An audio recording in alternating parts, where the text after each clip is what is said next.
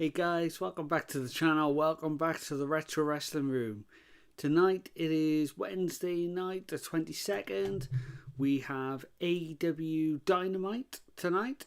Looking at the card, apparently some of these matches may not be happening because of the weather situation in the US. I've just heard that the Samoa Joe Nick Wayne match is not happening. At least one of them can't make the show. Not sure on the other matches as yet. So it's going to be interesting to see what Tony Khan kind of does to change up this show. I mean, looking at that card, that's a pretty good card, for a random Wednesday. So will be interesting to see what they throw up tonight. Let's get all this sorted here. Let's actually have a look at his Twitter page at the moment. Let's see if there's anything different. Let's see if he's added anything else to this tonight. Okay, he's also added that Hangman Page is going to be there tonight in action. Oh, in action as well. Okay.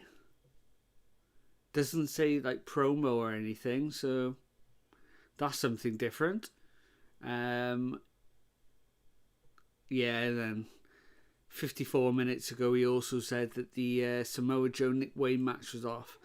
Hasn't mentioned anything else yet, so yeah, it should be interesting. Let's have a look at the Triller thing here. 5 minutes to go tonight before that match. Just before that match was happening, I was looking at... Let's see if I can find it again now. Probably won't because I've just started to mention it. I think it was the Wrestle Purist polls that they've been doing. Ah, there we go. There's one of them. Yeah, I was reading those because they do their best of the year things. Best on promos 2024 as voted by fans and media critics.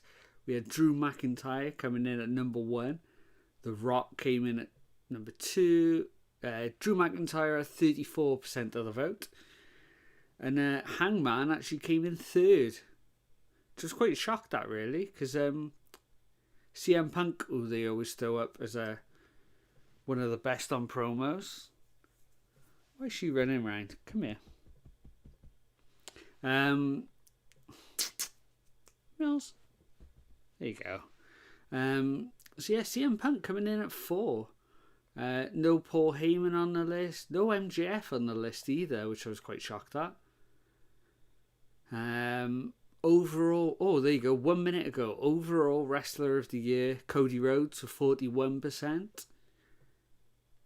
And they've used a picture from Saturday night main event with a winged eagle around his waist. Swerve Strickland coming in 2nd and Will Ospreay in 3rd. Let's see what other polls they had. So there was a fans wrestler of the year as well. What was the difference then? Overall wrestler voted by fans and media critics. And then there's a fans version as well, which is exactly the same. So, don't know why they put out 2 different polls. Okay, there you go. Media critics, though, I put Will Ospreay in at number 1. With Cody Rhodes just coming in 2nd there. Swerve Strickland at the 3rd in that as well. Women's Wrestler of the Year, Sari, then Toni Storm, then Roxanne Perez in at 3rd. Okay, that's a bit shocking. What other ones have we got on here? Match of the Year, which I don't really agree with. CM Punk versus Drew McIntyre got 33% of the vote. Danielson Ospreay came in second with 27%. Danielson Swerve in at 18. So yeah, I would have put Danielson Ospreay as the best match of last year, 100%.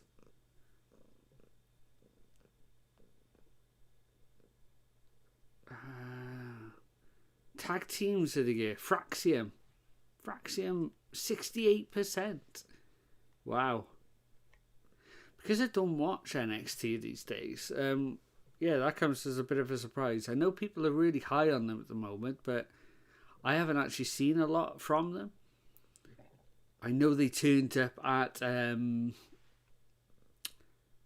TNA Genesis the other day.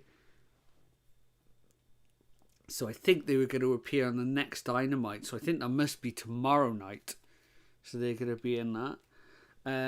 Young Bucks came in second. Wow, okay.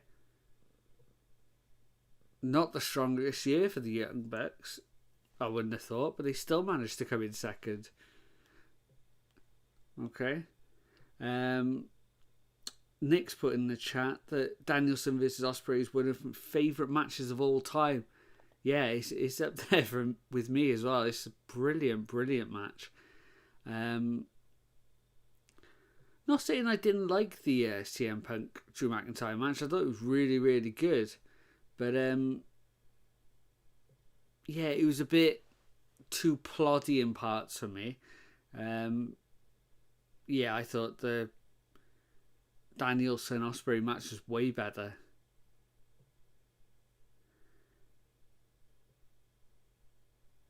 I just refreshed X then, and Wrestle Cringe are the top one on that list. Oh, there we go. Dynamite started in 1 second apparently, as I say that. Oh, there we go. It's flicked over. For some reason, it always starts on mute. There we go. So, oh wow, starting with a bang. Here we go. So we have got the face-off of Ospreay versus Omega starting the show.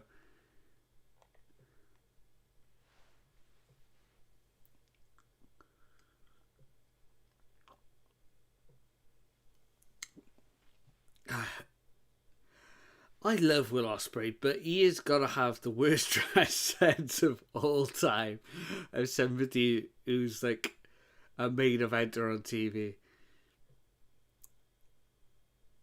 So he's flattened all his hair down. I know he said a while ago he's trying to grow it out and he's in that awkward phase, so I'll let him off with the hair. But he's wearing a gilet with tracksuit bottoms and his socks tucked in. Wow. It's a strong look. So yeah. Oh wow, okay, they've gone back to Battle Cry for Kenny Omega. See, this music hits so much better. Look at that with the fireworks as well. See, this is what he needs on regular TV. I think you said last week, Nick. I don't know if you said it or you were saying other people have said. This should be his main music, like all the time, and then for the big matches, bring in that new theme. Because this has just got that energetic, upbeat, relentless beat to it, and it just. If you could feel it coming from the crowd as well already.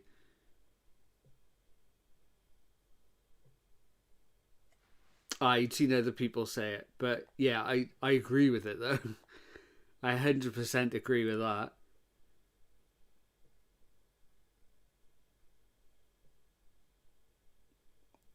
God, I watched their second match back the other night again. The AEW match. Forbidden Doors, it's incredible.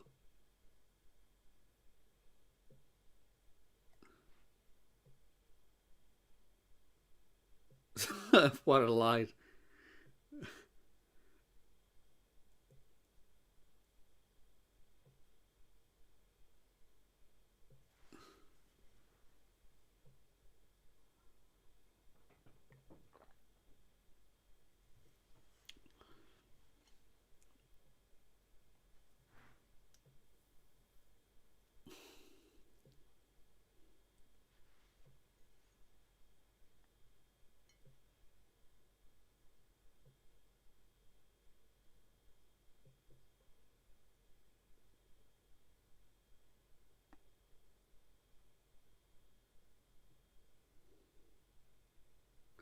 That's a good line from Ospreay.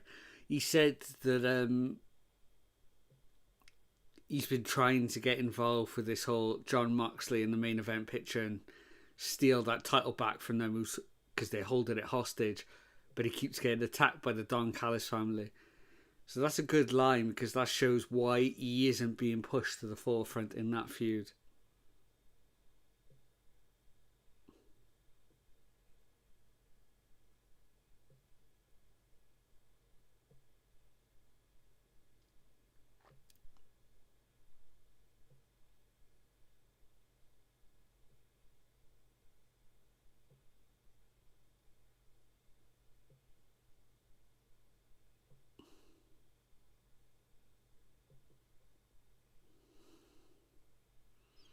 Kenny Omega bringing up the history from that Forbidden Door match.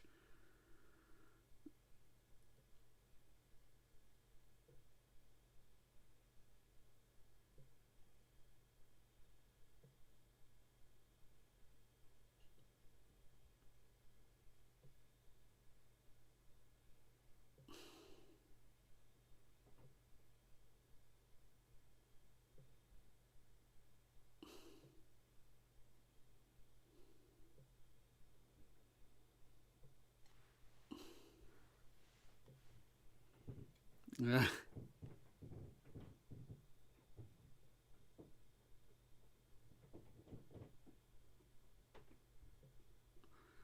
Wow, Omega saying that he's number one, and if it wasn't diverticulitis that pushed him out, everybody would be thinking that as well. Wow.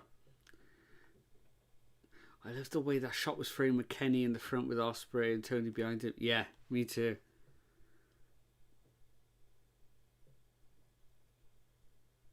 Oh, yes, that rumbling music and the massive Don Callis head on the Titantron.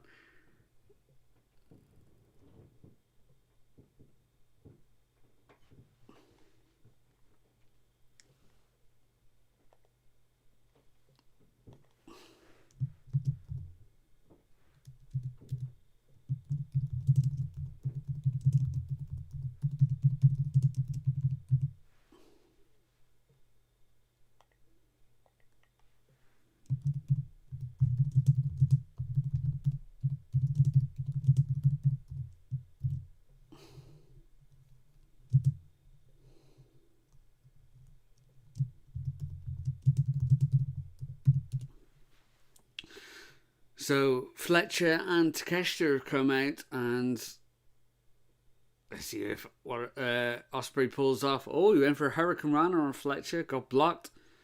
Powerbomb position.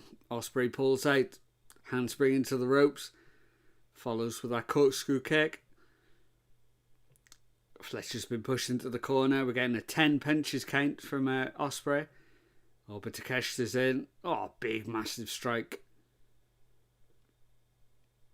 Oh, Snapdragon suplex from Omega.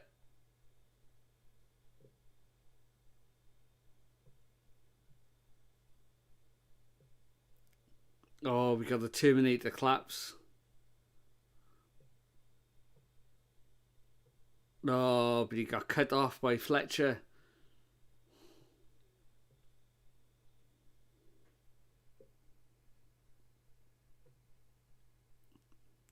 Oh, Fletcher's really come into his own, haven't he, the last few months? I mean, for somebody who was just in a tag team in Ospreay's faction a few months ago, you know, to what he is now, it's unbelievable. And Takeshita is absolutely incredible as well. Oh, wow. Fletcher just did a massive dive over the guardrail there.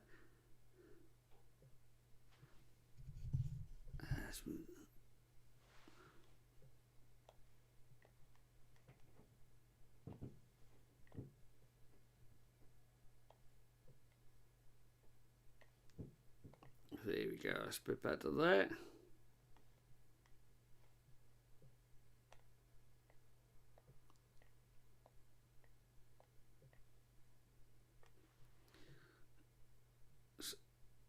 Oh, I thought. So Lance Archer is out now. Oh, and he gives a massive low blow to Ospreay there.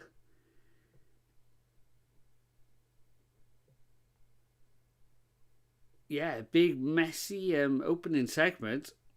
And I mean messy in a good way. It's just turned into this massive all-out brawl here.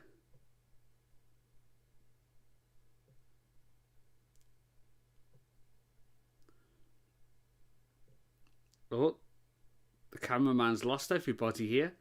Oh, he's trying to get around the back. There it. Oh, yeah, it's found Ospreay. There he is at the back now. Lance Archer, get that old security guy out the way. He's in the way. Oh, Ospreay thrown into a little bin there or something.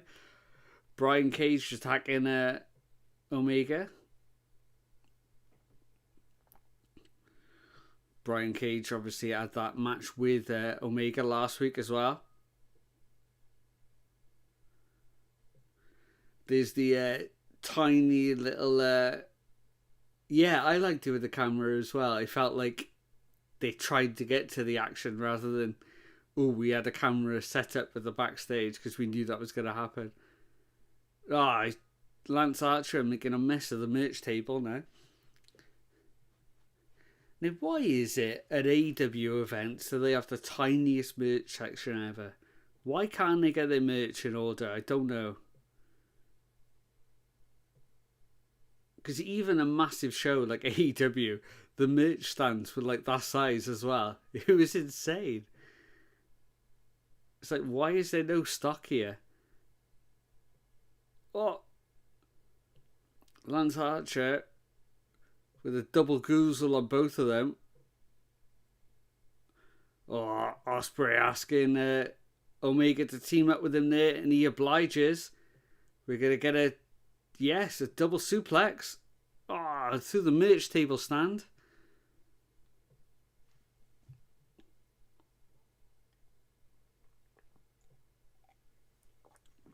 Brian Cage hitting Ospreay now with a trash can. This is really all hell's really broken loose here.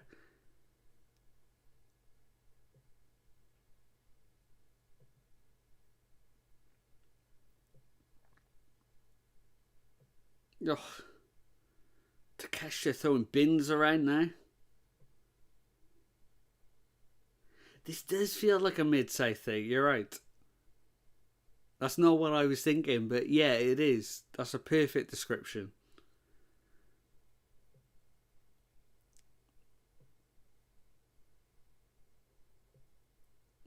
But yeah, so instantly they got over, just talking while this is happening, about the storyline here. Apparently storylines don't happen in AEW. You know, they got over the history between... they put over the history between Omega and Ospreay. The fact that even though Ospreay has changed, he's not with the Don Callis family anymore. Omega still doesn't trust him because of what he did. They put over that they're both going for that number one spot. They put over that they're both the best wrestlers in the world. And that they're reluctantly both against the Don Callis family. I got stopped in my tracks there because it looks like we're going to get a double dive. We got two massive moonsaults from stage and take out the Don Callis family. And there's the shot.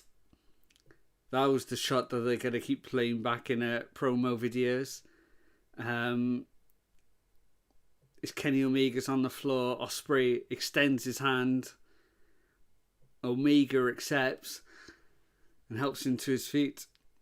And now they're both climbing the trusset again here.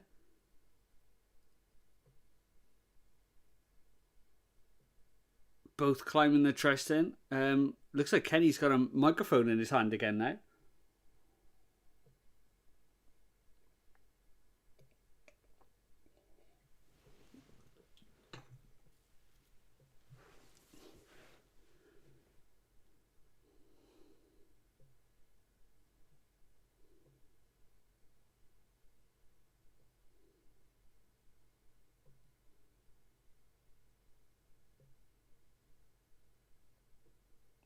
Here we go.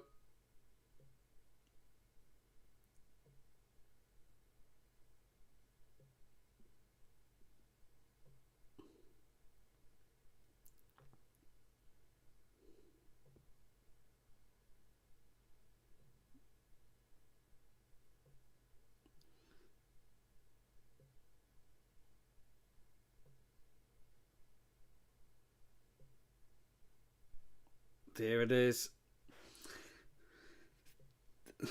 The announcement of Kenny Omega Ospreay versus Takeshita and Fletcher at Grand Slam.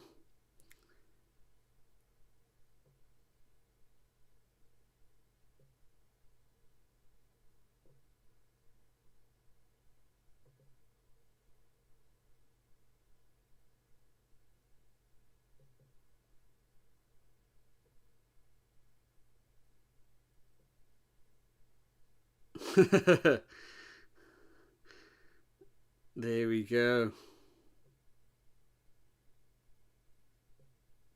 I mean, we knew this match was coming, but that was a good final little segment to set up that match.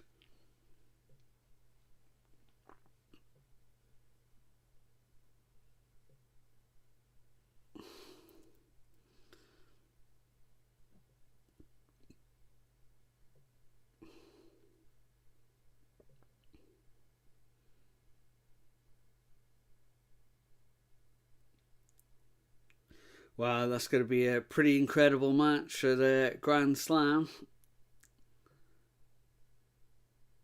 I know it's not quite the that match alone makes Grand Slam a must watch. You're right. It's a shame that the initial plans for Grand Slam didn't come to fruition. It's not going to be that massive stadium show that they were hoping for, but I mean, with that match announced, that should on paper send tickets through the roof now. Ticket sales through the roof, sorry. Oh, we got a promo video for Pac here. Pac with one of the most underrated theme songs, I think, in AEW at the moment.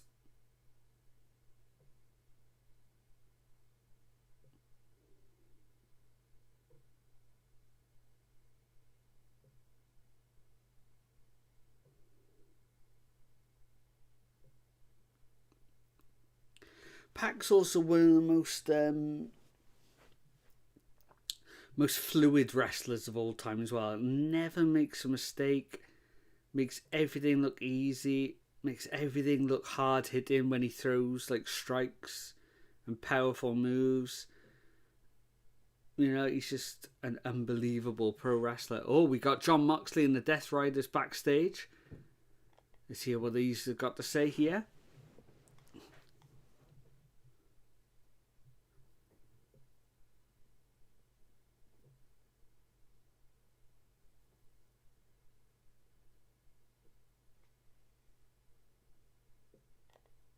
Typical Moxley. I got to play with the audio there so I can actually hear what he says.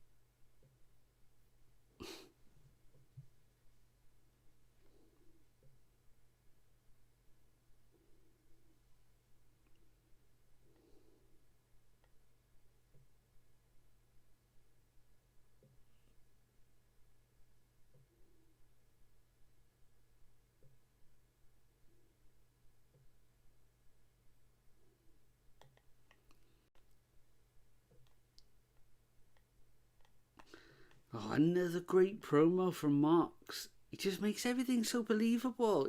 I don't get all this hate at the moment for his run. The fact that he, of course he want to take out Cope. I still feel weird saying Cope. Adam Cope, he's gonna want to take him out because he hates. Oh, I put the wrong screen on there. I put the Cope. There you go.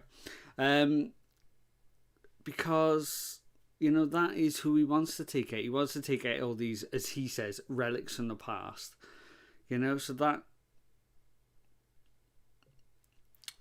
the feud makes sense to me. I don't quite get all the backlash.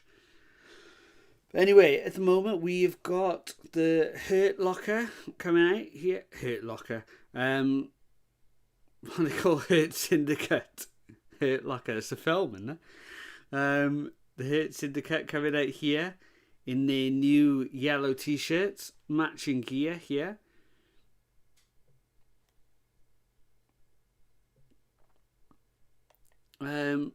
Nick puts, I don't either. Honestly, it feels like a lot of people have made AEW didn't follow their dream booking plan. I also feel like some Mox forced the title change to end Danielson's run early. Yeah, I get that, but Danielson really wanted to finish All In, but they decided to give the show a big feel-good moment at the end of last show, and I think that was the right decision to make.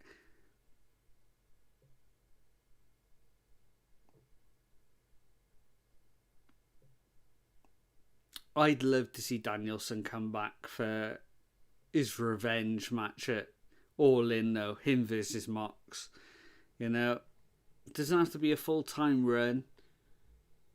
He could either lose the Mox, which would put Mox over huge, but have this going for a revenge match against him at All In, I think would be incredible. But I don't know if that will happen. So Private Party are coming out here. They're trying to get the crowd involved, but the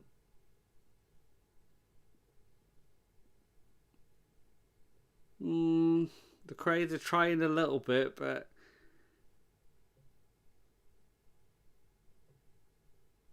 not really into it there. I mean, if you had to read or believe everything you read online, everyone's saying that this is a guaranteed title change. I don't know if it will be. Yeah, you're right, Nick. You did always say it was his last full time. It was the end of his full-time career, so could see him back. I don't know if this will be the time. I hope it is, but I hope we do see him back, and I'd love it to be All In.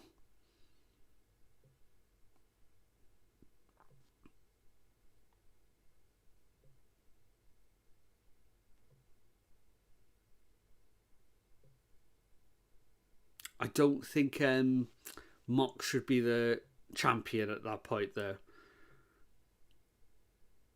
The thing is, though, I think sorry, before I say that point, I can see Private Party pulling off the upset, but it'll be a skin of the teeth thing. They don't.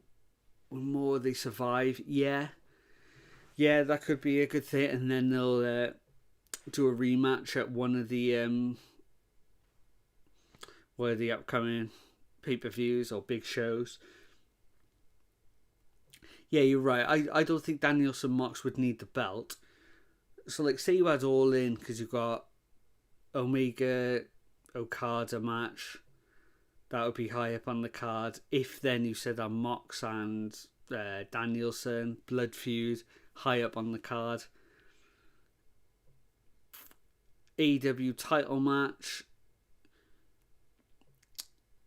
Don't know if they do maybe a Swerve Osprey type situation, maybe. Don't know.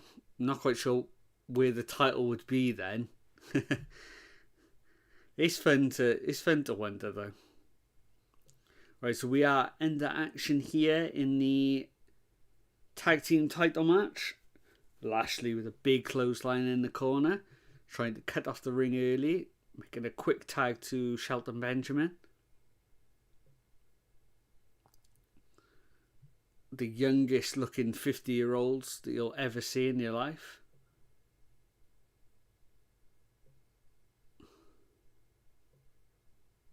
I really like this matching gear they got going on. Makes it look like a proper tag team, you know.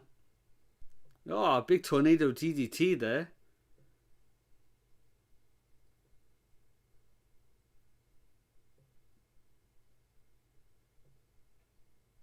Oh, a neck breaker and a swanton from Private Party.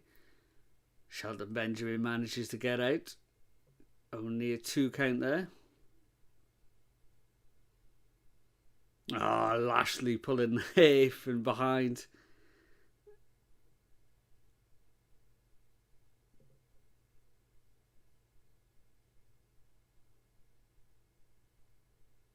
Oh, Benjamin. Big run over the top rope there, though. Private Party both hitting the ropes at the same time. Oh, both went for suicide dives. Both caught and both get hit with overhead belly-to-belly suplexes there.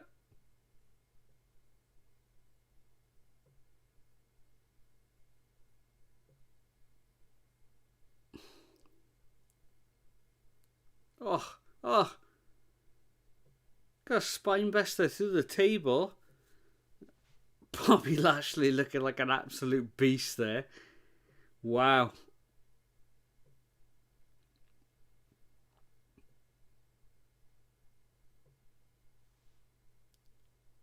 Here we go. So is this going to cut? No, doesn't actually cut to the break. They set it up like it was cutting to the break on the commentary there, but here comes the replay of that spinebuster, which toppled the table more than put it through. MVP with the call. I missed that. My boys are about to throw a Private Party. Nice. Okay, it is a break in the US. So yeah, nothing's happening at the moment. Nick, literally just they showed the replay and they're checking on Private Party on the outside now. Just killing time at the moment. Oh, big body slam on the outside there. Yeah, the massive splat there. The trouble with Private Party, I never remember who is who. I don't know what it is with this team. I just cannot remember their names. So it's Quinn and I can't remember the other guy off the top of my head.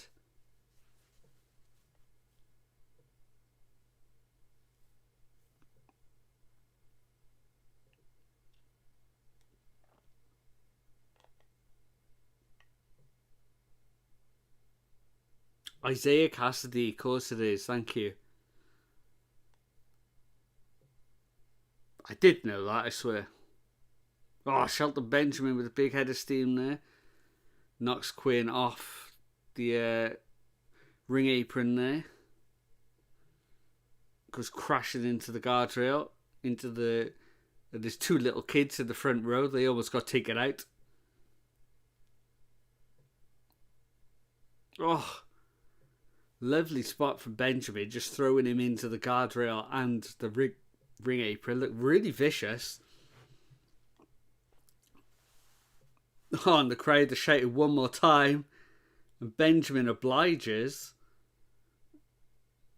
Which he probably shouldn't do since he's a heel. Because the crowd are getting more and more behind the Hurt Syndicate here.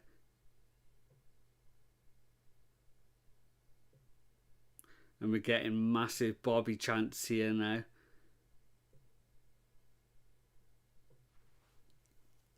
You know, that's the thing. If they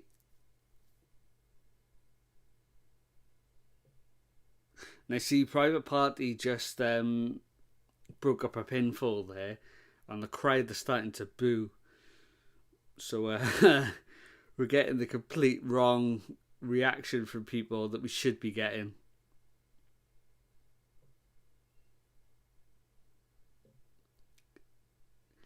Yeah, Quinn went absolutely flying from Benjamin, and he did it a few times as well.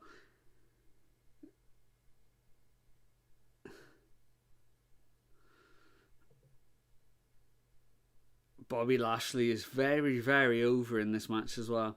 I know this is a smaller arena again, and you do have that. When they show or go to the hard cam, there is like a massive wall that takes up most of the screen, which doesn't really show off how big this crowd is. Because when it goes to like wider shots, there's quite a lot of people there. It looks a lot more full than it has done lately. And the crowd is way more lit as well. But it looks like a bigger crowd than they've had in recent months. It's a smaller venue, I know, but it looks more full now.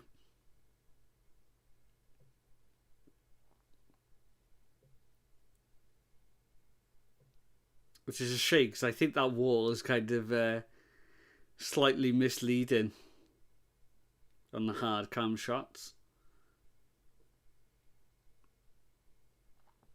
Shelton Benjamin misses with the splash in the corner. Gets hit with a DVT as well. Oh, 450 splash. No, Bobby Lashley makes a save.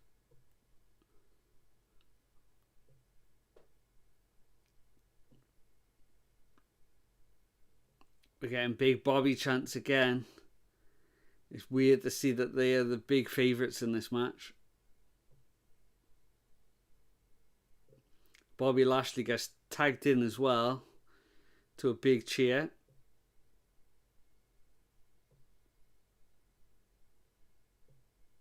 Oh, there you go.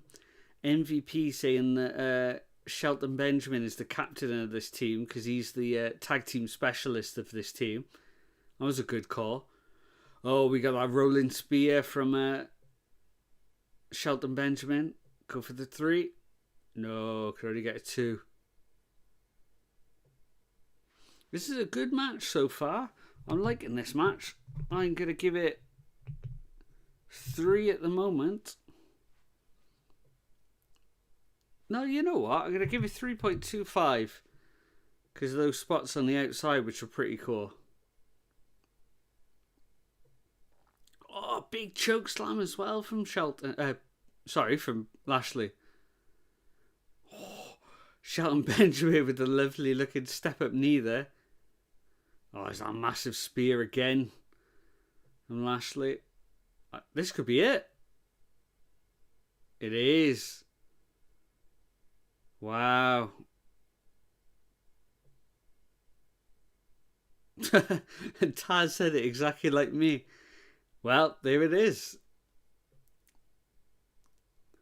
I mean, most people called it, but yeah, they've done it. And in dominating fashion as well. Absolutely destroyed Private Party. Wow.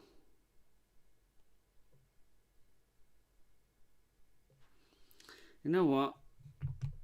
I'm going to go with 3.5. I really liked that match. I thought it was really good.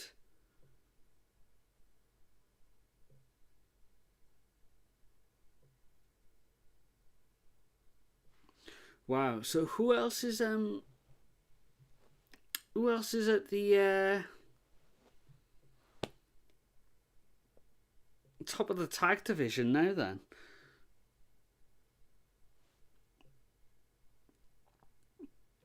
So I guess the Young Bucks are always in there. You wouldn't have thought there'd be a rematch considering it was such a squash there. So we got the what are they called? Outrunners, is it? The Outrunners who are getting a bit of a push at the moment.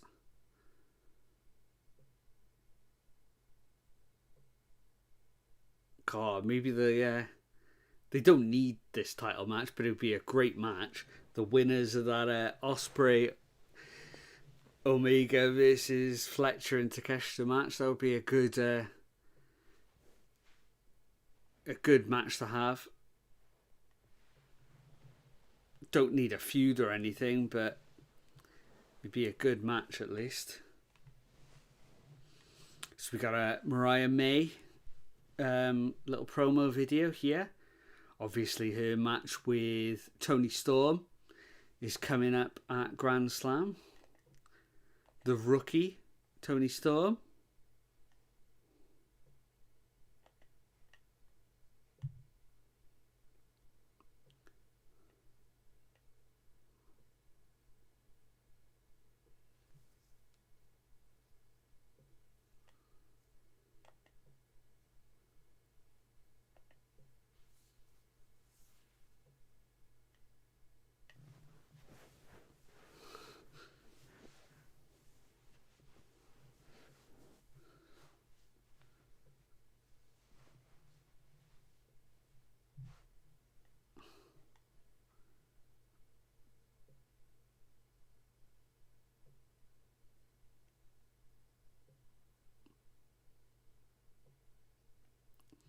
So Harley and Tony giving a lot of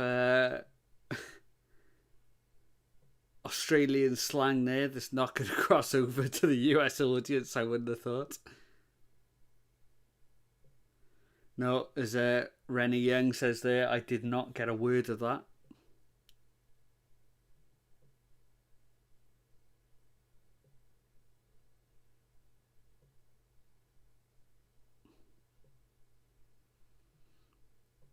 Okay, so Mariah May and Toni Storm are face to face. Collision on Saturday.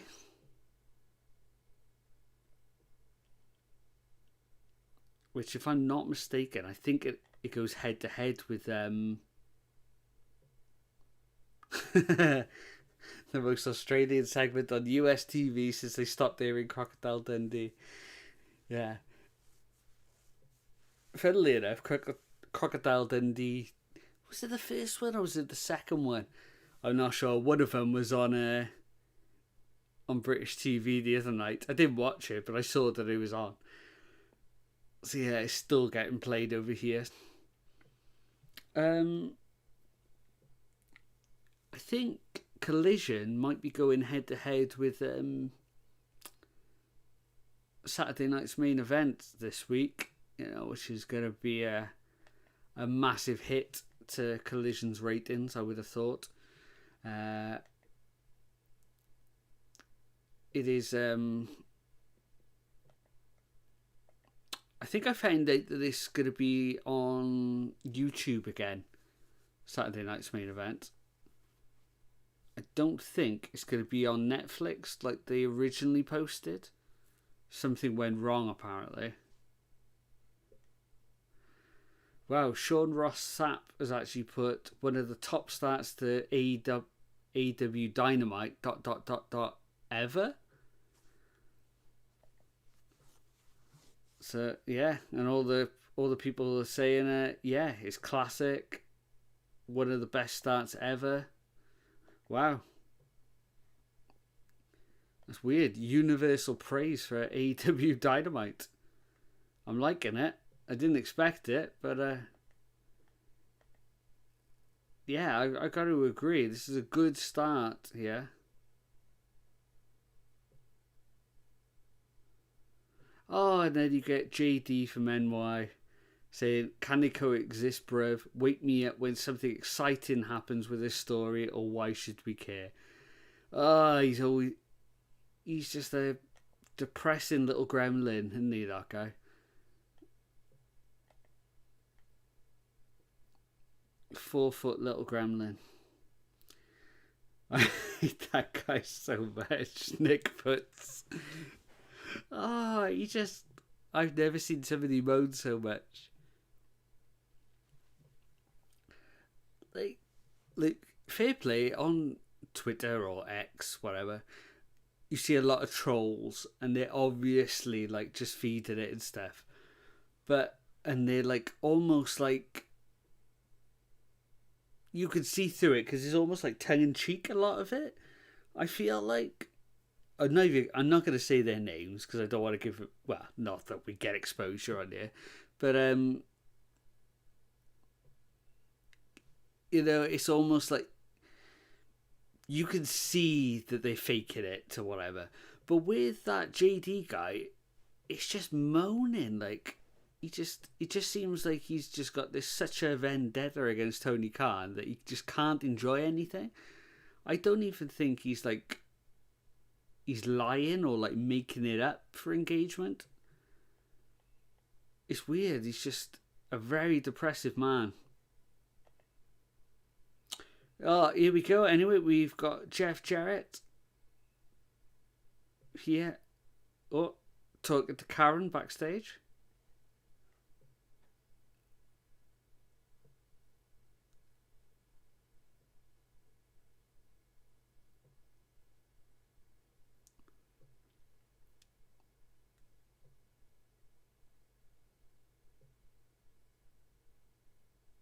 See, that's a nice touch as well.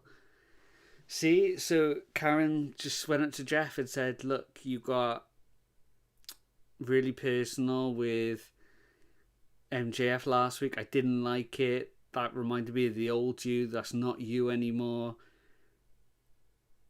And she almost went to say, it reminded me of... And you were like, if you know the history, you thought, oh, she was gonna mention the Kurt Angle storyline. But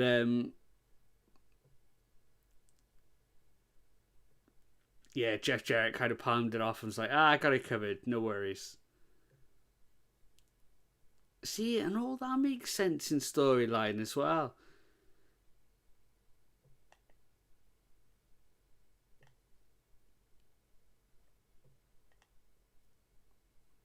Here we go. So we got happy Jeff Jarrett at the moment. I'm sure it will change as soon as we hear that pesky little rascal MJF's music start. I love those little touches. Yeah, me too.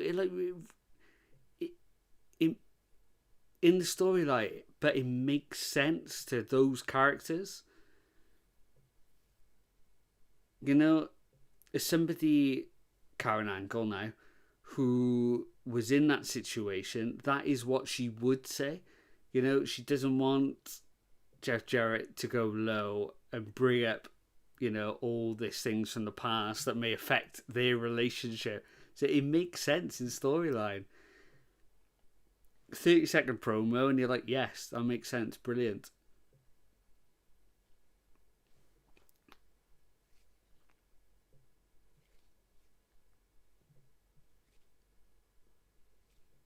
Okay, so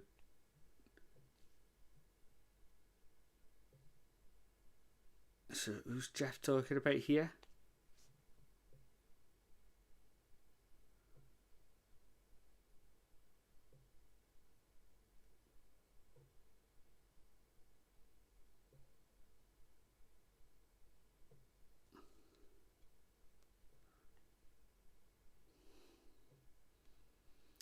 He said about how he went back into the locker room last week. It was told by all his people that, not to go into the gutter. Do not sink to Max's level, which is exactly what Max is going to try and do. He's going to try and sink as low as possible to get into Jeff Jarrett's skin.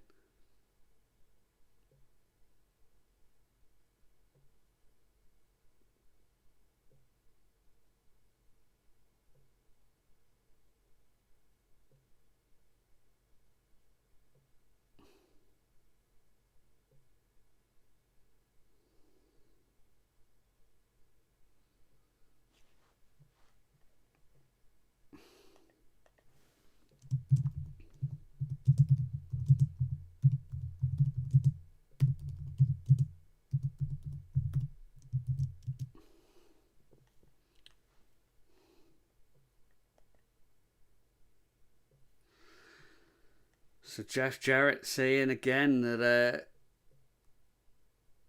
his goal now is to become AEW champion. I don't think he's ever going to get close to that.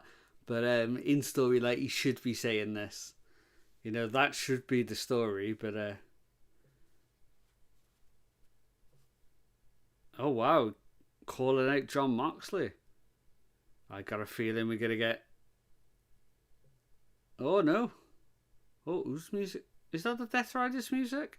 Yes, it is.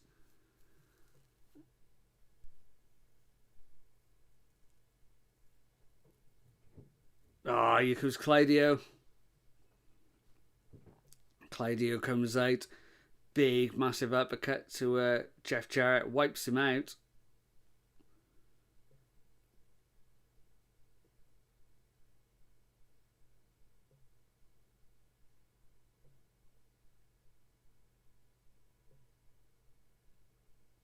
Good little line from Claudio. Nobody gets to John without going through me first.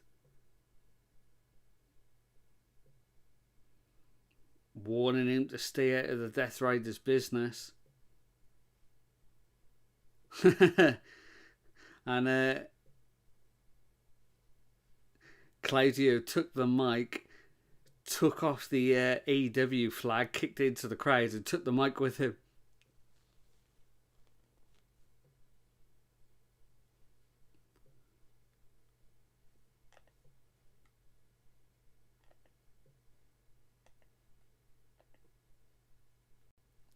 Jeff Jarrett saying to Claudio, "You're going to have to kill me to stop me."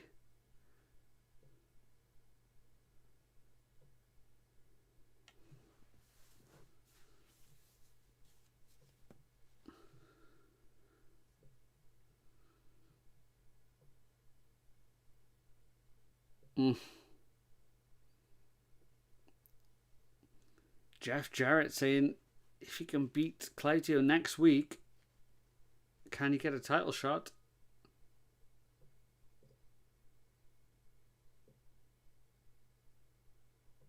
Oh, Claudio agrees. He's excited to beat Jeff Jarrett senseless, apparently.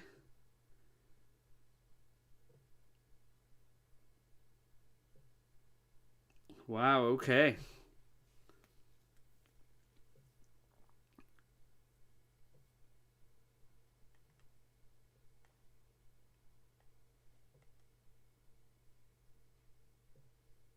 Yeah, it is, Nick. Mid-2000s ROH versus mid-2000s TNA.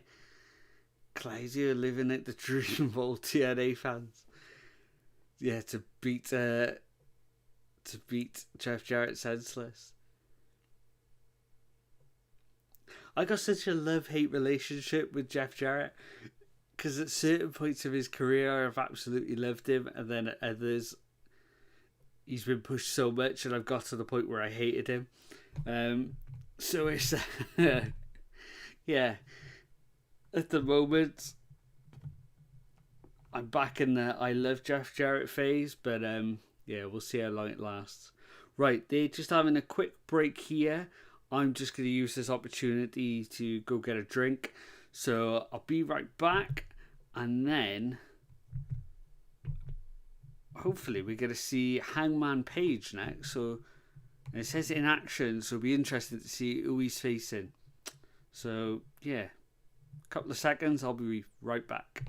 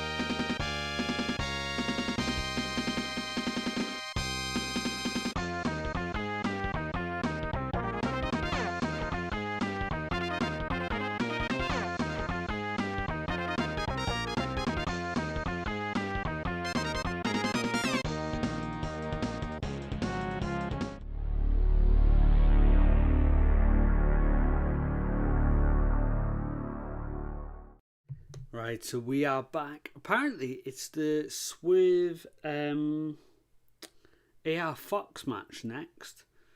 So, here we go. Just about to start as well. Okay, so we're getting a clips from the gauntlet match, the women's gauntlet match from last week. It looks like it's a promo video for Megan Payne, who instantly looked like a absolute superstar last week.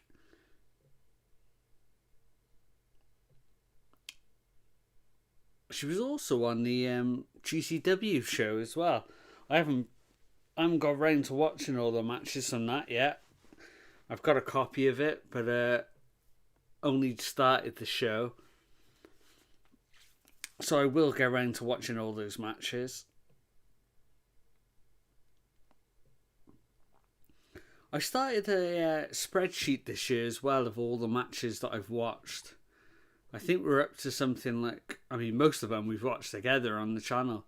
I think we're up to something like 80 odd matches, which is crazy considering there's still a week left of January.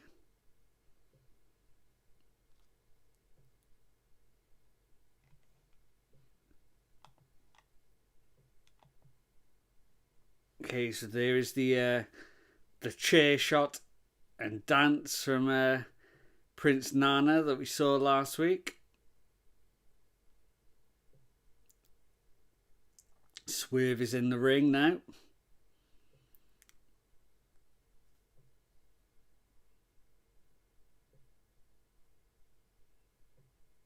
Prince Nana with a huge Who's House chant. And here comes AR Fox. Talking about somebody who's one of the most underrated wrestlers of at least the last 10 years, probably longer. Never really had a massive break anywhere. But yeah, another absolutely incredible talent, AR Fox.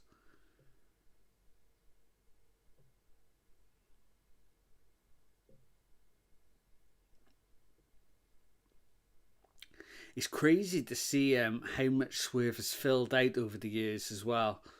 Because he used to have a really... AR Fox is ripped, isn't he? Let's face it. But he's not like thick. But because these two used to have really similar physiques, but Swerve looks gigantic next to him now.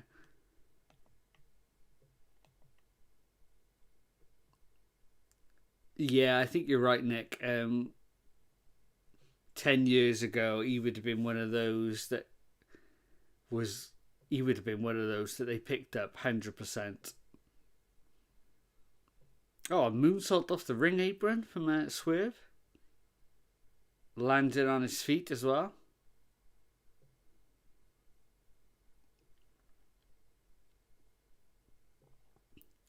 Look how confident Swerve looks now as well when he just moves around. He moves like a main eventer now. Even just the way he walks around and like his general demeanour. Oh, we got a shot of Ricochet in the back. Looks like Ricochet's gonna start to make his way to the ring as well. I smell a bit of interference possibly coming up. AR Fox hits the ropes.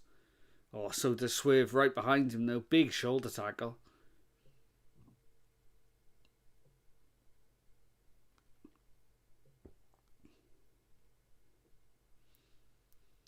Oh, look how smooth he is with his transitions as well. Like the way he just rolled into that suplex. Like nobody else rolls into a suplex from a lying down position like he does.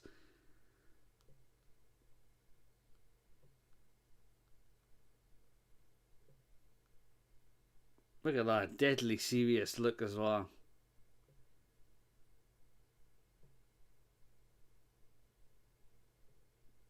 Oh, straight right hand from Swerve there as well.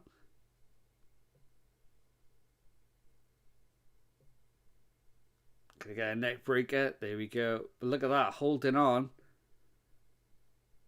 Rolls straight into the next move. Oh, which could be another neck breaker. Wow. Holding on as well. Oh, he throws him. Oh, but holds onto the neck. Threw him to the outside, it looked like. But now it looks like we could get a bridging DDT maybe. No, a bridging neck breaker. Wow. Big landing there for AR Fox. Nick's put Swerve was the guy with the potential to cash in all of it. Yeah, he really, really is. I don't know if anybody saw him as a real, what's the word I'm looking for? A genuine main event, kind of, not like a flash in the pan main event, for like 2 events and then you wouldn't see him again. He feels genuinely belongs at the very top of a card. Oh, wow. Swerve in a kneeling position there, and AR Fox still managed to find the space to deliver a cutter.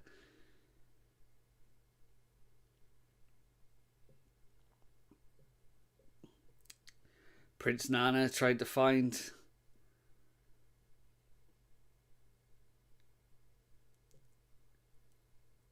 some response from the crowd there, tapping on the ring mat, trying to get the crowd involved behind this man.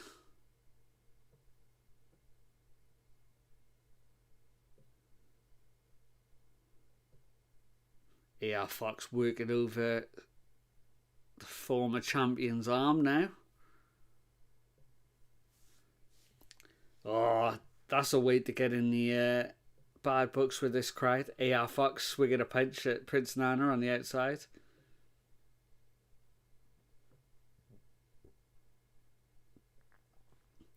Oh, and some patronising boots to the face of Swerve Strickland here. Oh, there you go. There's a bigger one.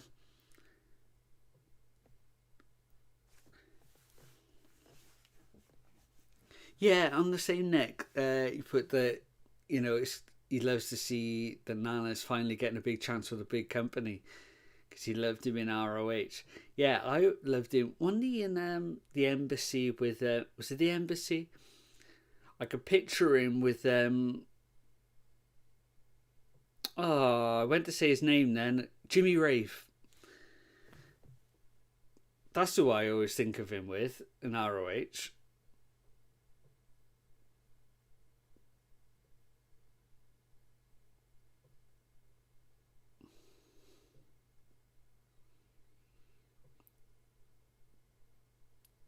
Swerve following AR Fox out on the outside now. Oh, AR Fox runs back into the ring though. Oh, and he managed to hit that bridging DDT. That was such a great manager wrestling pairing. Yeah, Jimmy Raven, ROH, he was so underrated as well. I mean, he had a terrible gimmick, didn't he, in TNA when he went there, really didn't show just how good he was, Which is a shame.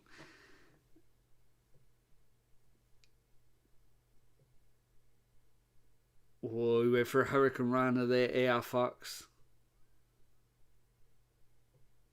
Big power slam. In a company that didn't need heels, or didn't have heels, sorry. Rave was the heel. Yeah, he was. I mean, funnily enough, we should mention Jimmy Rave because he was the first person. I don't know if it did originate with him, but he was the first person I ever saw where the fans chucked toilet paper at him instead of streamers, And now it's funny that Prince Nana is in a in a feud now with somebody who they tried to reenact that at the Hammerstein Ballroom.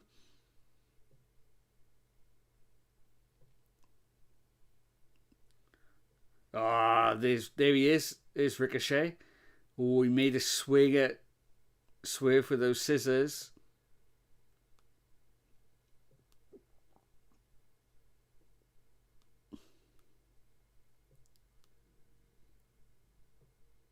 Nana chasing after Ricochet with a big lead pipe there.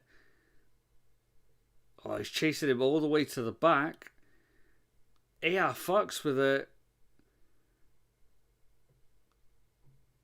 Oh no, only a 2 count. He went for a... It's almost like a Spanish fly there. I'm not quite sure what name they gave it. I missed what they called it. Oh, he went for that 450 but misses.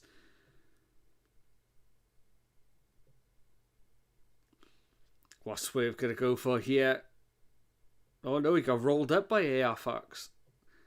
No, only a 2 count yet again.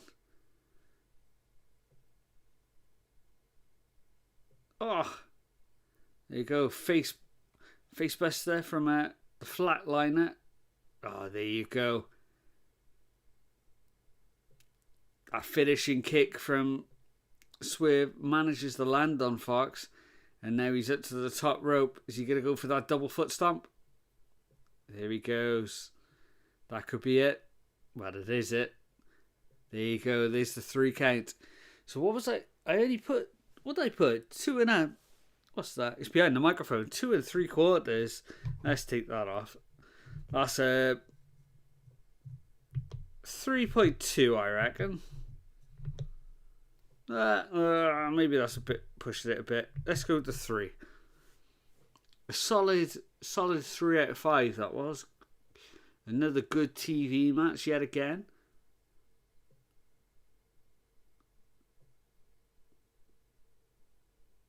And there we go. A show of appreciation there. Oh no, we gotta cut to Ricochet in the back. He's gonna have Nana, isn't he? You leave that man alone.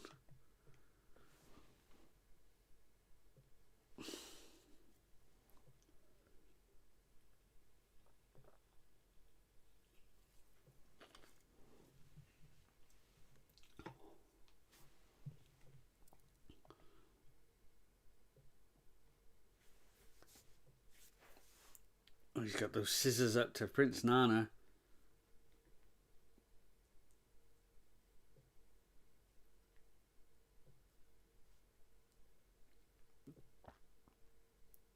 Oh, that's a money line from Ricochet there. This may be Swerve's house, but I am the landlord and rent is due. What a line from Ricochet.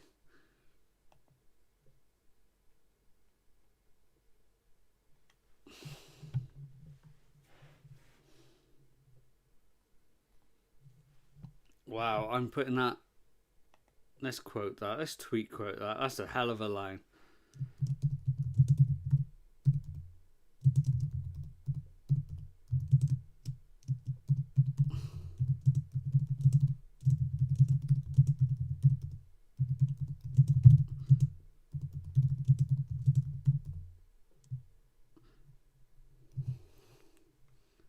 Let's do that.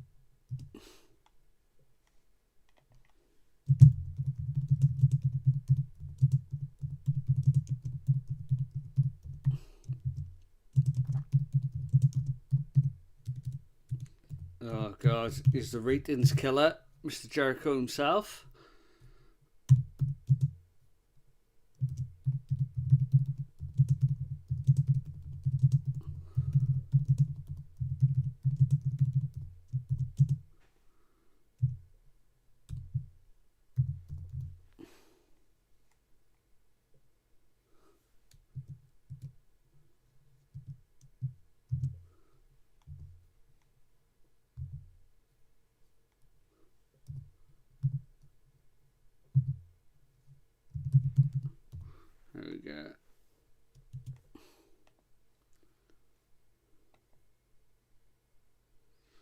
Oh, it's ridiculous. People saying that he couldn't cut a promo.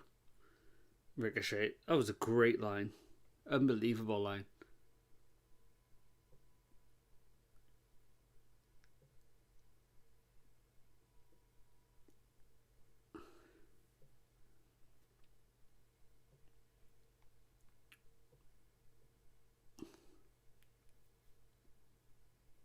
The thing is with this Jericho thing, this faction and this idea that they do now, it could have worked like a couple of years ago. It's just that they keep putting Jericho in matches, which you shouldn't be doing now.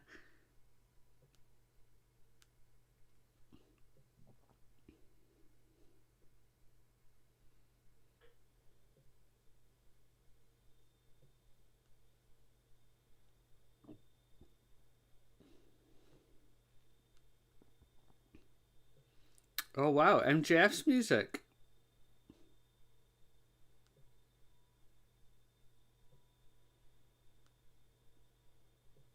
Okay, he's not dressed to wrestle. We we had a wrestler in the ring. I don't know who it was, but MJF is making his way to the ring here. Oh, and he just chucked his chewing gum at somebody in the crowd. Oh, I hate it when he does that.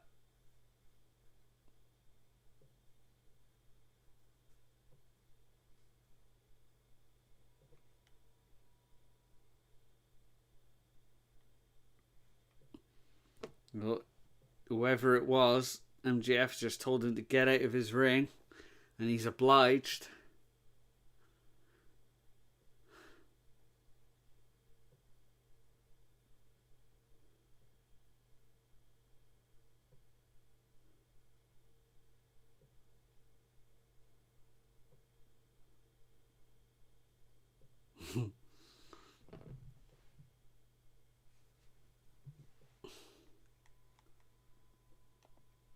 Saying that Jeff Jarrett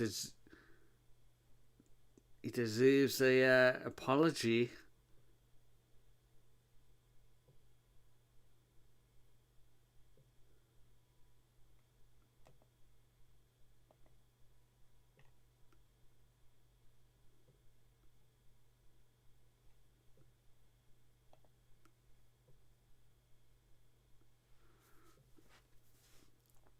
MJF saying that Jeff Jarrett he thought would be the easiest person to manipulate, and definitely the worst to the easiest to beat.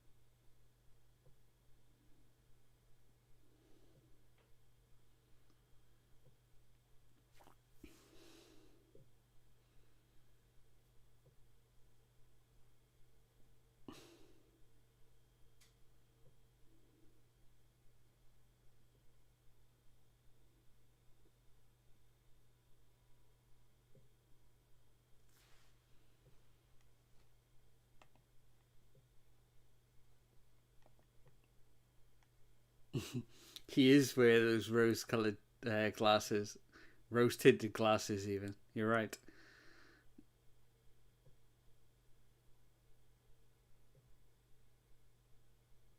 Oh, there they go.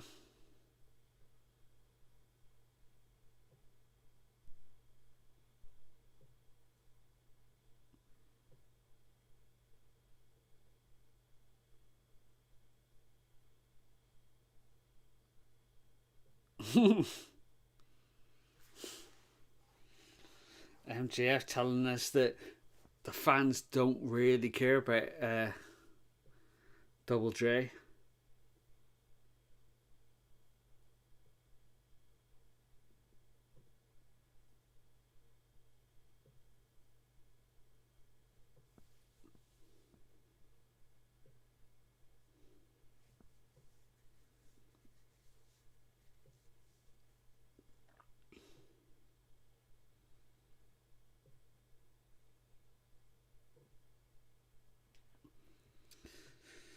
So MJF still trying to poke at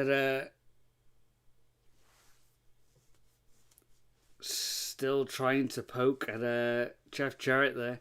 Oh, and now Hangman Page is making an entrance. Oh, I guess that's who was in action. I guess that's who he was meant to be facing, that guy who was in the ring.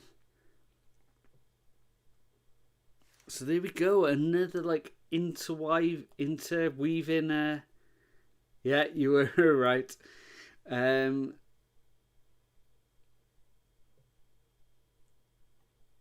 You were right, Nick. So it's good to see another interweaving feud here.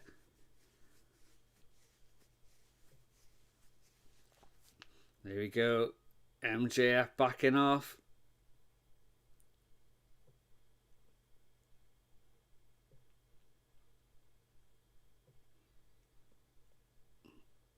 Oh, and here we go. Here's Hangman. Vicious Hangman here.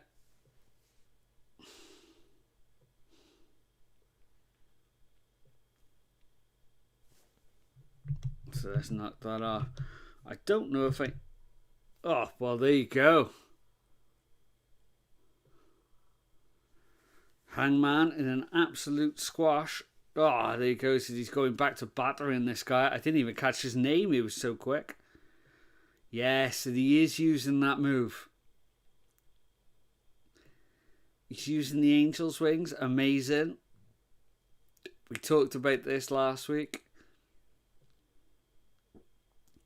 That is what he should keep now.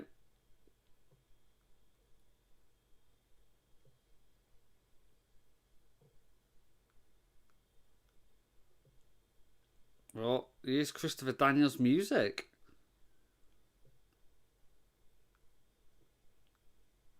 Oh, here he comes. He's got a neck brace on. Is Hangman going to get into his face? Yeah, he is.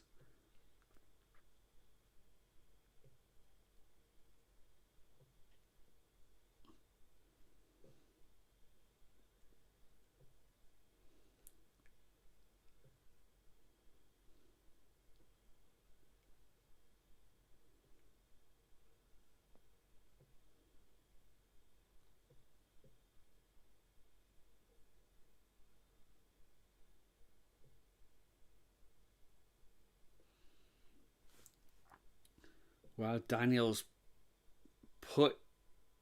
putting over Hangman, saying that he really regrets that match from last week in Collision.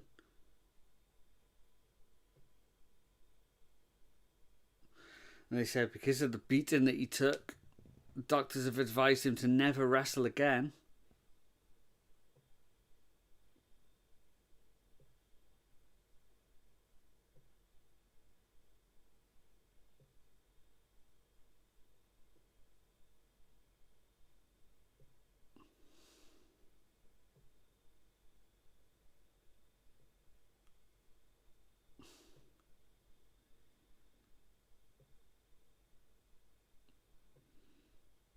Okay, so Daniels leaves.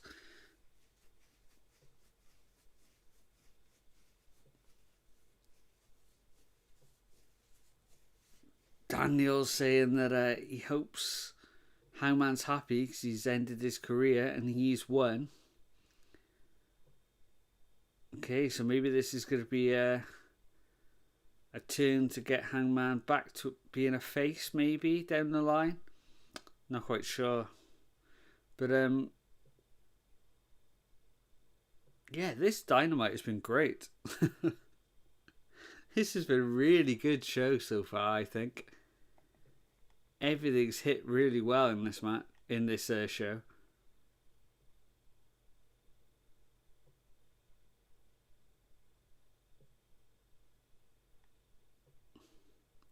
Nick, I noticed you put on Twitter about Conan and Ringside. What's happened now between these two? Fill me in. What's going on here?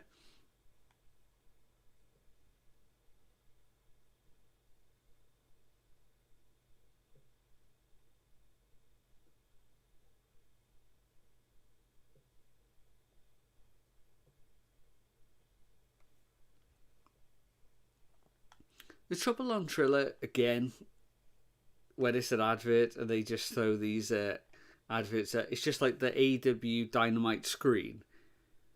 And it's like a short kind of like video in the background, but the logo just stays up. But it just goes deathly quiet. Like, it would be better if they just put like a little bit of music in the background. At least you'd hear something, you know?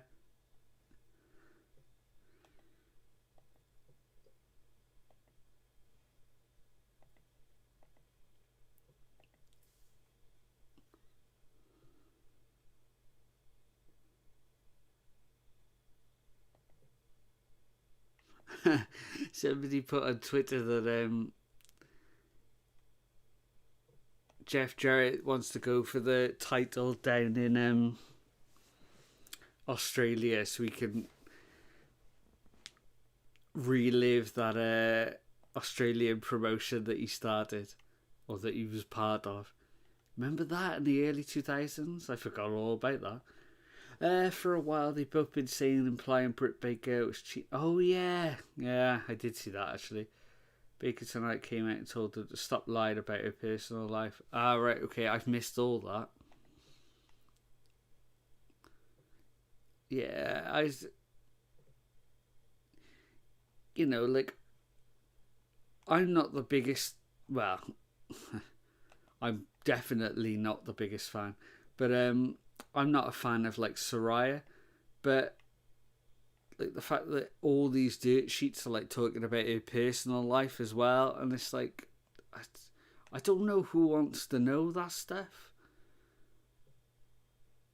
Like, you know, they deserve some sort of privacy, even if it's somebody that I don't like. You know, I don't like all that stuff. WWA, that was it. The promotion with more YouTube videos about it than shows they actually ran. Yeah, you're right. I think there was about 6 shows all in total, and it was all like WWA Revolution, WWA Retribution, WWA. There's all things like that on there. Ah, there we go. We got the earlier tonight screen now. And this is the opening of the show. And there it is. There's that match graphic for Grand Slam. Ospreay Omega versus Takeshita and Fletcher. What a match that's going to be. Still a few weeks to go as well. There's still like 2 weeks to go.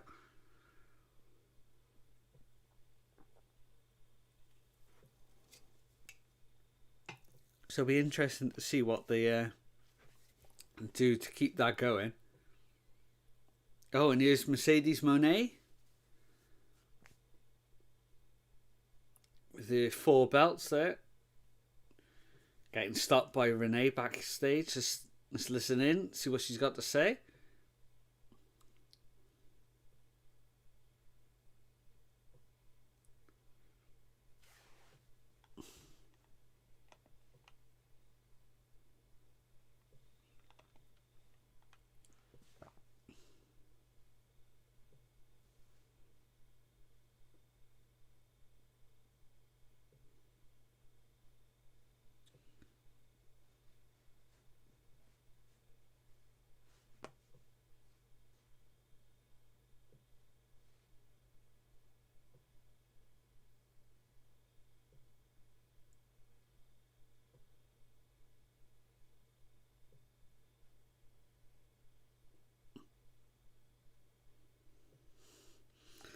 Okay, Harley coming in with the guitar.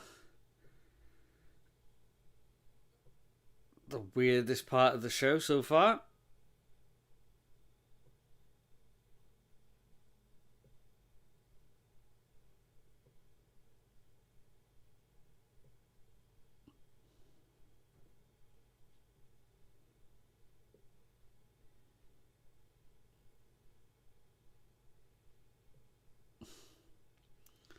So Harley looking for that match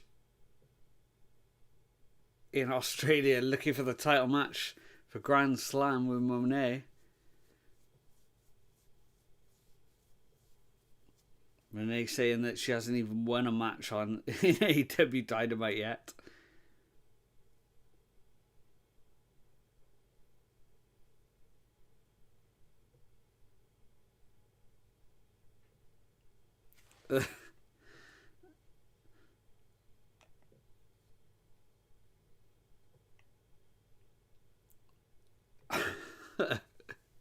I just saw your comment, Nick. Sorry, mate.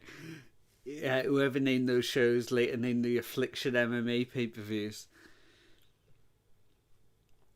UFC used to be like that as well. Like the early day, not the early ones because they were all numbered, but then they started having like weird names as well. Like in that early Chuck Liddell era of pay-per-views. Like say around 35. Like they always had like subtitles as well. Yeah, they did, didn't they?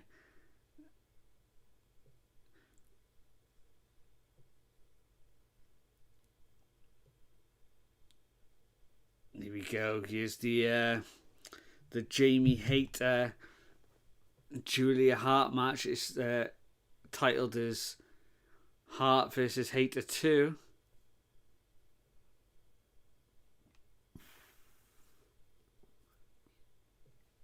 Julia Hart's record, 51 wins there.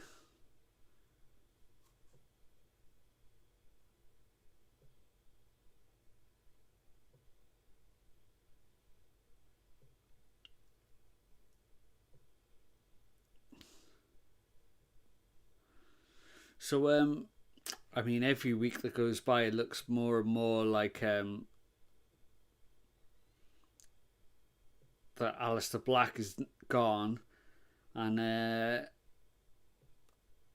apparently Brody King has been using his spare time to get a lot of trademarks in. I think one of them was Hounds of Hell.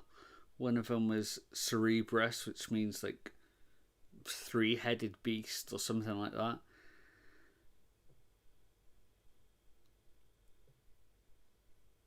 So maybe it is just going to be the three from now on. You know, Julia Hart, Buddy Matthews, and Brody King.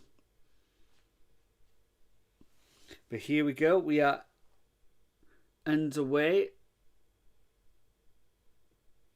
Jamie Hayter starting off hot, throwing Julia Hart into the ringside guardrail. Oh, and into the lighting screen as well on the outside.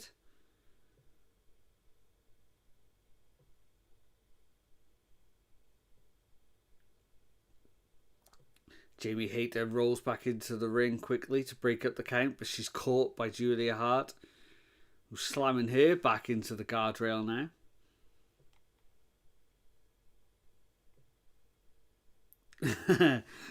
So many are saying that Jamie better win, so I hope Julia wins again. Just to wind people up, Nick? Or what's your reasoning for wanting Julia to win again?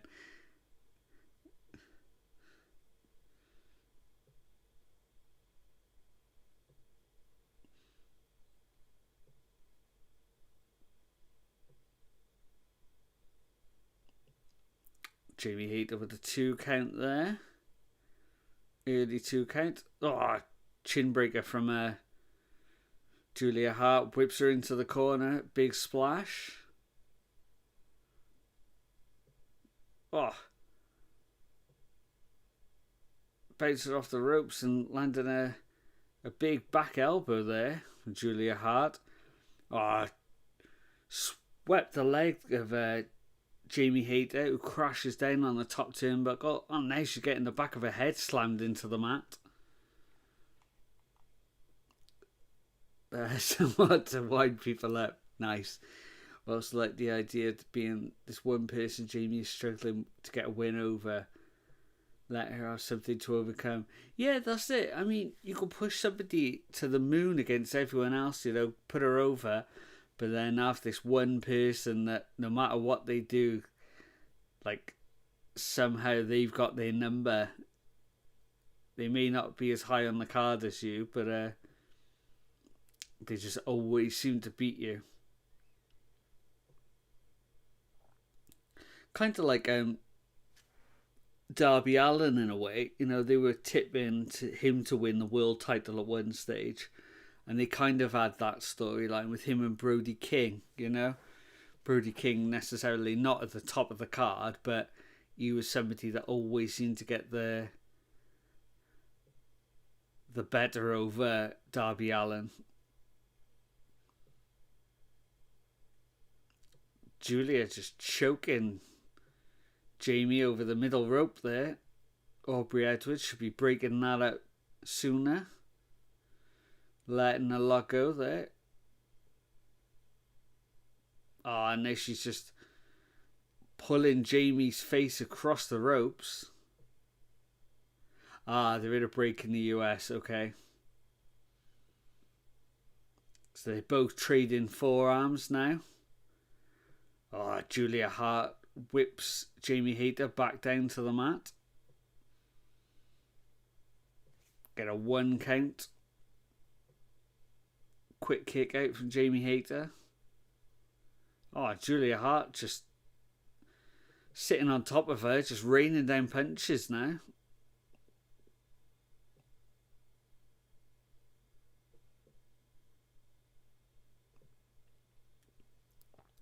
Tony Schiavone saying that the women's division has never been stronger in AEW, especially with the acquisition of Megan Bayne.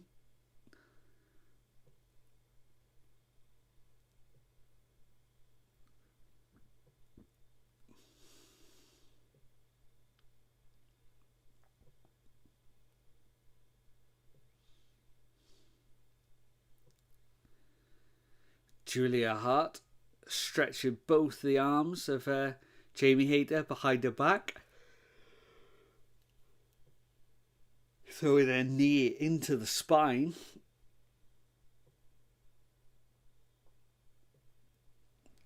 Audrey checking out all the action there. I always call her Audrey Aubrey, sorry. I always get that wrong.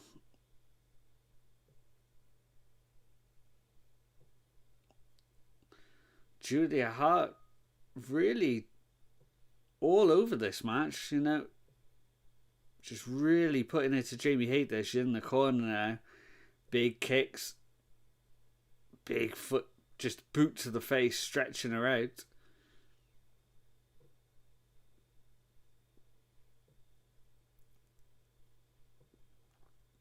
Oh, nasty looking heel trip there. Julia Hart setting her up. Going to the top rope. What's she going to go for here? No, Jamie Hayter sees it. Takes out the knee of Julia Hart. Big forearms to the back. Julia Hart just straddled across the top ropes there.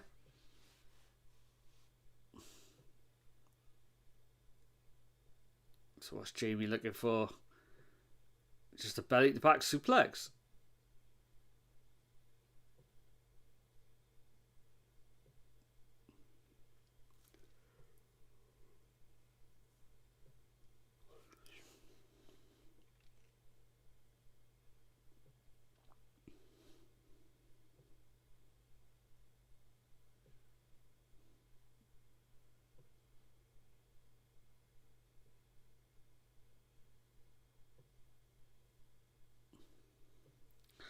So Julia Hart, even though she just had that avalanche suplex delivered to her, she is back to her feet first.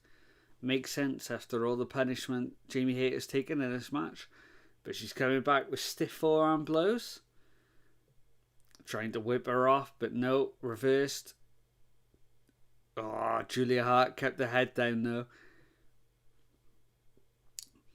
And Jamie Hayter slams her down twice. Got a German suplex to Julia Hart as well. She's going to have another one. Yes. Maybe a third. Oh, I don't know if Julia Hart came down on her head a bit heavy there. Oh, the spine buster as well. No, she kicks out. Oh, Jamie Hayter kept hold of the leg though. We got a really deep looking at single leg Boston.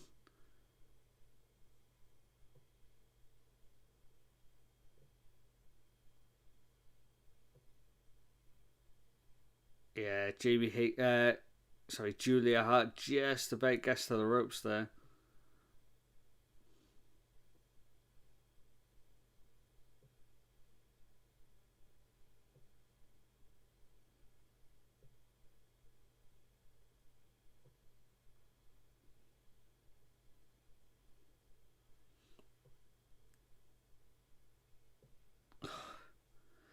Julia Hart with a flying octopus hold there.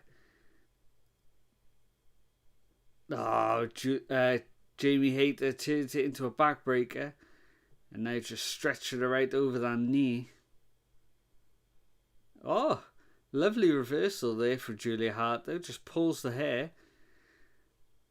Not sure if that's legal, mind. But it was effective nonetheless. Oh, crucifix bomb from Julia. This is a decent match as well. Let's have a look. Stars wise, let's give it 7.5 so far. 7.5. 2.75 I meant to say. It's not quite a 7.5 match. Give it time.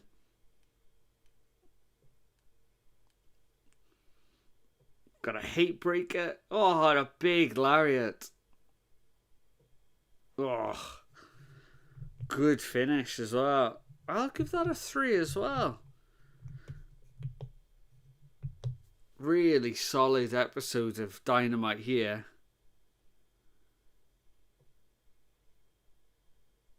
We still got Moxley as well to come later on.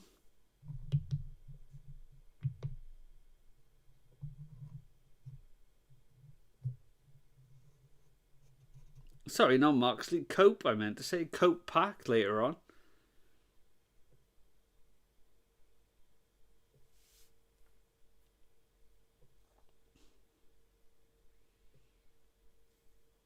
Okay, so we're 1-1 in this rivalry. And Hayter has got the microphone here.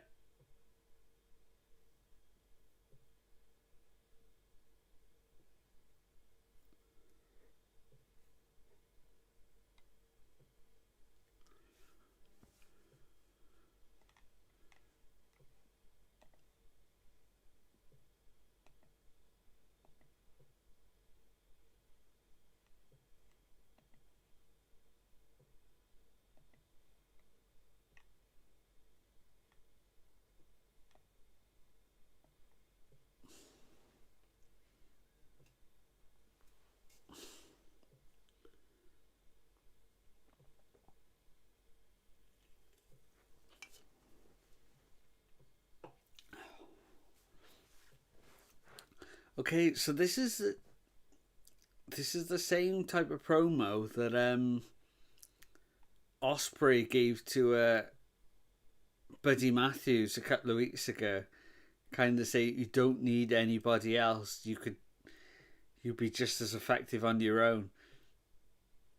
Planting the seeds maybe for the House of Black to disband.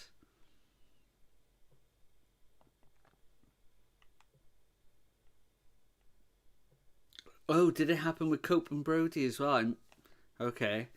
So all of them have had that now then. Okay.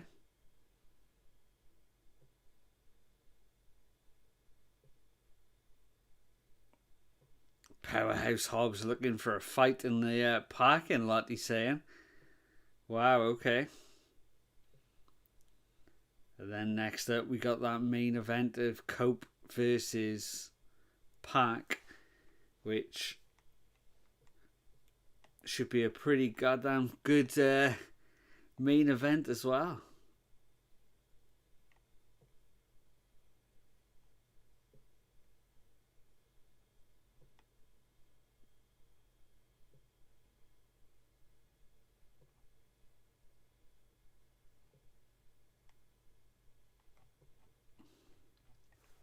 So we got the black screen of doom. I'll say so far.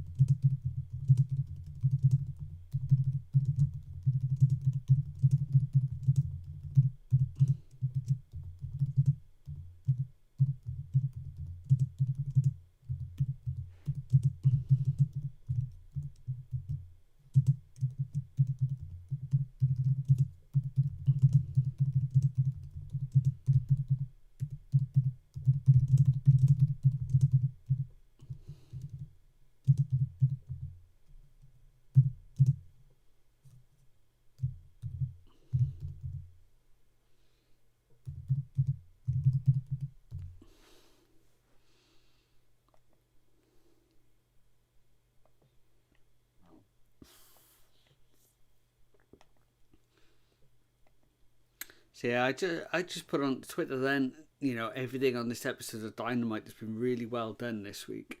Best episode of 2025 so far.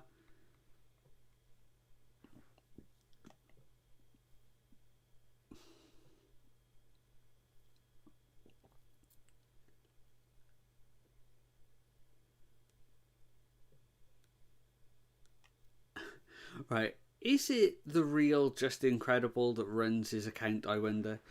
IVP Videos have put up a screenshot and it's of this week's Dynamite, and it's the whole card, that poster, right? And Just Incredible is put underneath. I have no idea who half these people are that are on the show. They have national television, have not tried to get one act over. Use your television to get the people over, then they will all mean something when you try to promote them in the future matches. How does he not know Cope, Pac, Osprey, Okada, Shelton Benjamin, Samoa Joe? How does he not know those people? Like, God, it's just weird. People just say anything now. It's as if, it's as if most people now just search for AEW in the search bar, and if there's anything positive, they'll just argue against it. It doesn't even have to make any sense. Okay, Nick, yeah, another bitter old timer. Yeah, probably.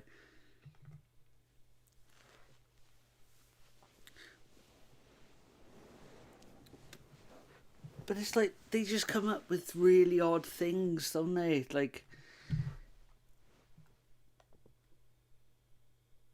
Stevie Richards trying to make out the other day that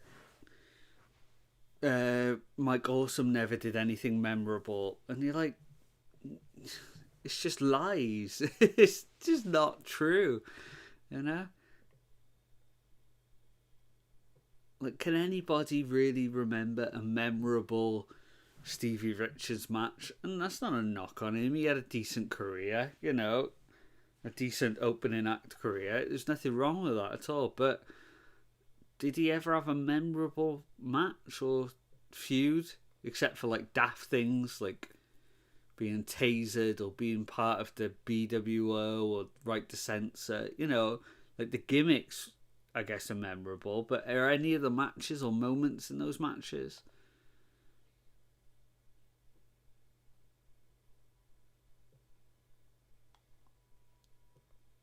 Okay, here we go.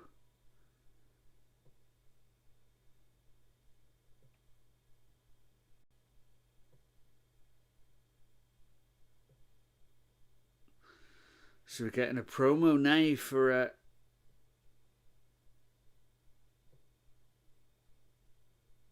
promo video there for Brody King, Buddy Matthews, and Julia Hart. Looks like they're moving away from the black metal, death metal type looks to more of a hardcore vibe by that promo. A bit more gritty, a bit more real. Which I wouldn't be against that. That's something a bit different again. Let's set up that screen there. But yeah, good to see that they're all doing something. They're still going to go together. But yeah, it really looks like they have moved on from Aleister Black by the look of it.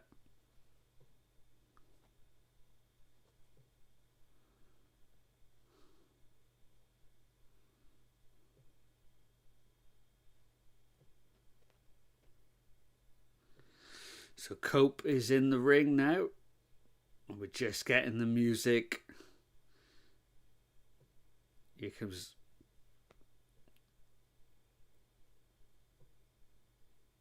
Oh, okay. That's alright then. I was just about to say, oh no, they played the Death Riders music and not Pac's music. And I was just bigging up Pac's music earlier tonight. But they are playing it now. That's all right then.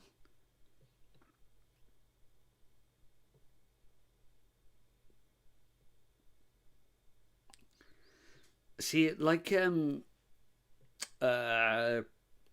forgot the title again. Battle Cry, like Battle Cry's the Battle Cry theme, because of that relentless pace. You know, people are just like that constantly, and because it's got such a high energetic pace to it, you're bound to get more excited for the match.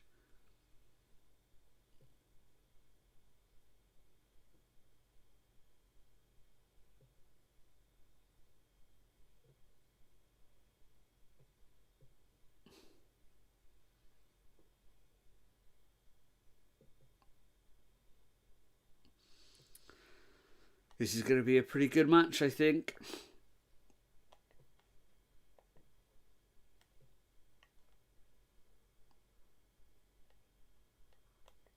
Yeah, I can't wait to see Brody to become a top guy. I think he really could do it. So yeah, it'd be interesting to see now.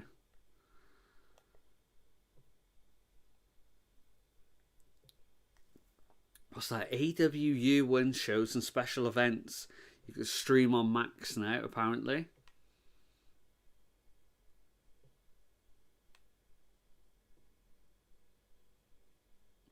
I wonder how many people do actually watch AEW on Max.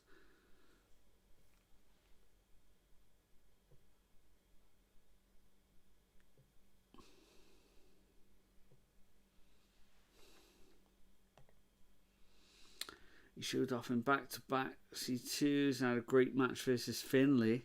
Yeah, he did. That was a really, really good match.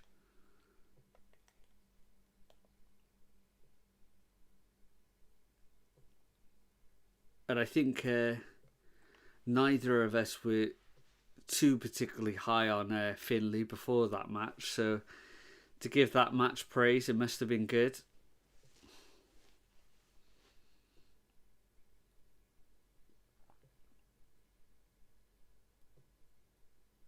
Oh, them saying about Cope's injury, saying that he had the plates and 7 screws in his tibia.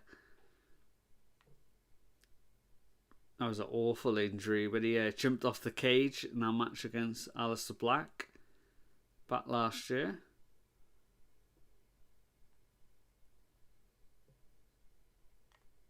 Okay, there you go.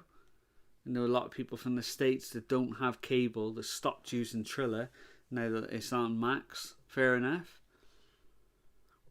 Yeah, that's it. We can't access Max over here, and we don't get the live feed. So, like, AEW Dynamite is shown on. Is it?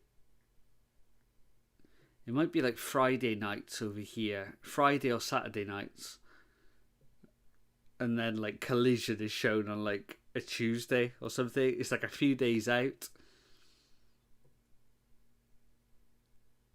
and it's shown at like stupid o'clock. It's like in the morning again, not live, but it's still on at that time. It's crazy.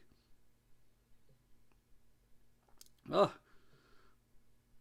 Lucha Cope in the house, bouncing off the ropes here.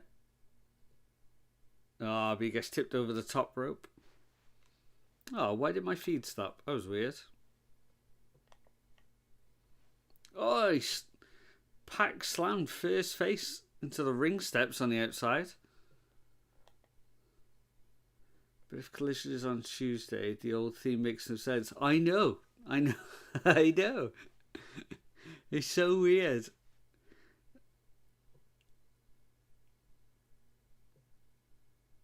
Yeah.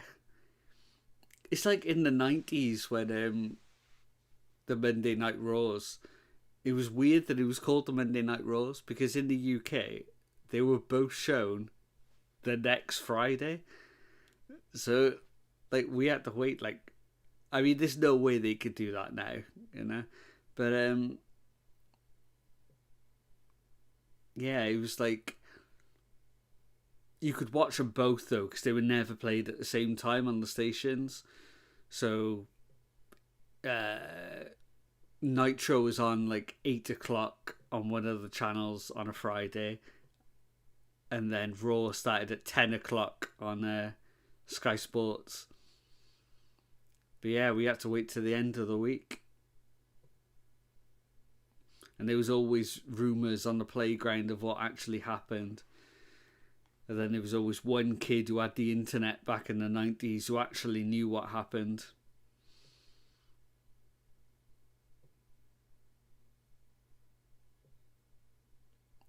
Oh, Pac just slamming the side of Cope's head into the ring apron there. I'm hoping that was just a really good sell by Cope, but he really looked rocked after that. What was it like after Montreal? Oh, everybody had rumours for like ages afterwards. But yeah, of course, like we had the pay-per-view live, so I obviously, because I was like, what, 12 then? So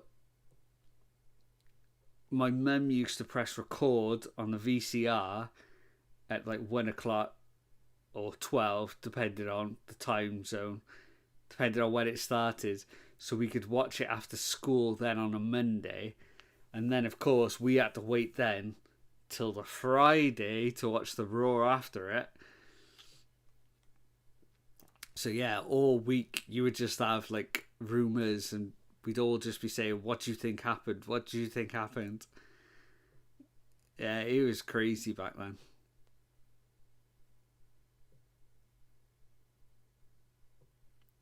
Yeah, when I was a kid, I had tapes and tapes, whole drawers filled of wrestling events taped off Sky Sports.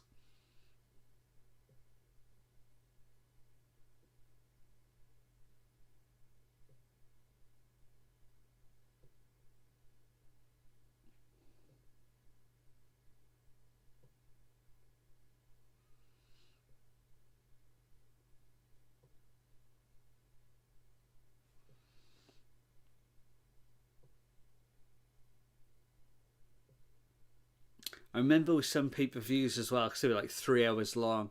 So you'd buy a 3 hour tape, a blank tape, set it a super long place. You could double the length of the tape.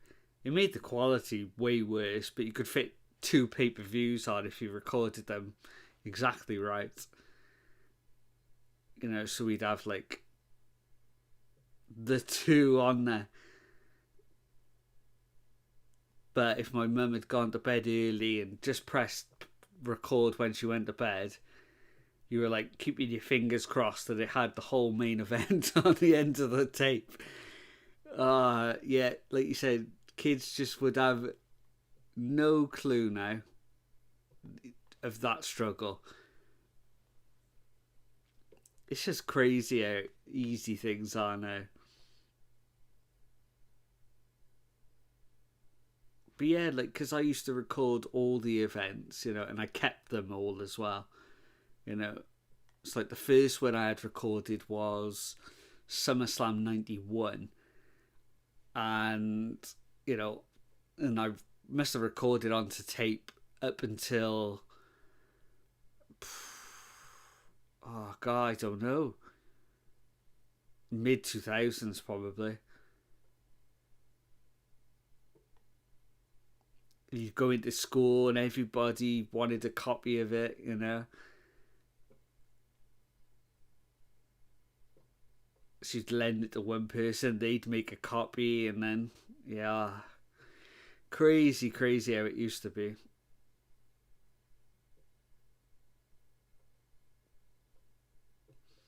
Lovely kip up from Pac there in the ring. Just makes it look so easy.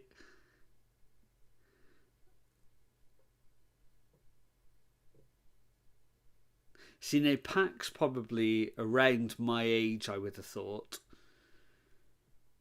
So I reckon he recorded a lot of Sky Sports as a kid. I reckon his mum recorded a lot of wrestling for him as well. I reckon we'd have that. We'd have that in common.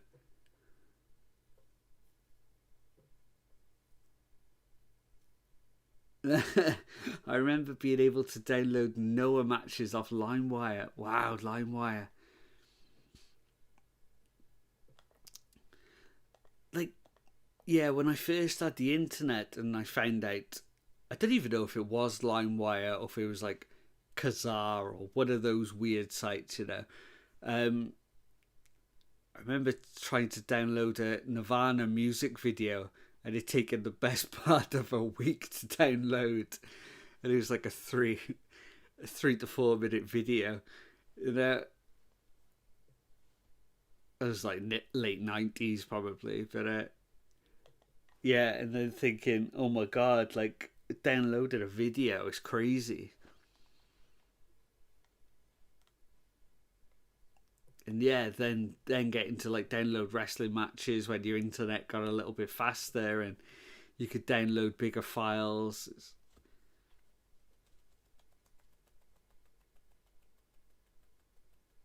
And yeah, now you just type it in and you'll find that match somewhere.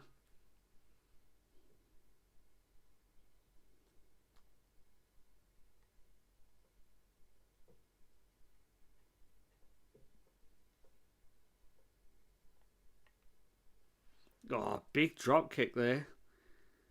Pac goes flying into the corner. Or wrestling music videos of guys like Pac. Yeah, exactly. Yeah, that you'd find on like those weird real player videos of all these guys that you just didn't know about.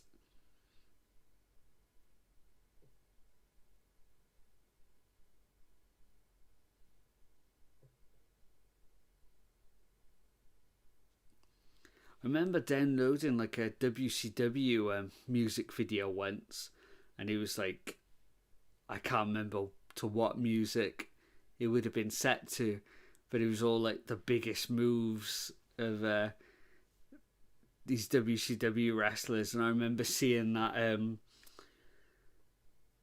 the jackknife on the Giant from Goldberg for the first time on this tiny little grainy video, which was probably only about that bit. Just thinking, oh my god, that was amazing. We'll have to try and find that. Oh, Pax with powered up. Oh, only a 2 count. I remember listening to WWC pay-per-views. You couldn't see anything, but it was free. Oh, wow. I don't think I ever did that on the internet. I remember it was King of the Ring 93 and it was on Sky Sports and we were recording it and we had a Sky dish and the weather was so bad outside that the sound stayed but the picture kept going and I just kept it on because I wanted to listen to what was happening. So I guess that's kind of the same.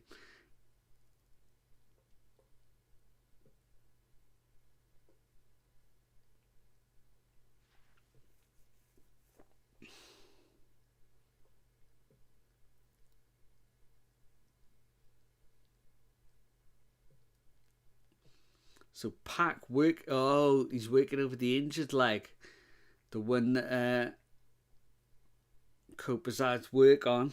Good tactic from Pac there. Pac's gonna hit the ropes. Oh, but he gets turned inside out with a big lariat.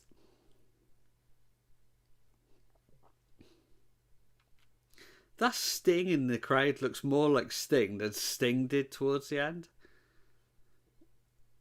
It's incredible. I think he was there last week as well.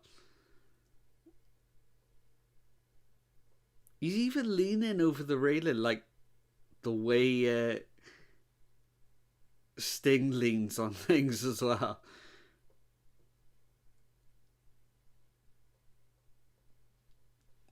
Now that guy in the crowd then, a different guy, right?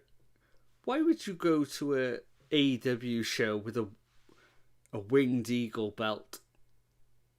I never understand things like that. Oh, Pac managed to leapfrog out of the spear from Edge there.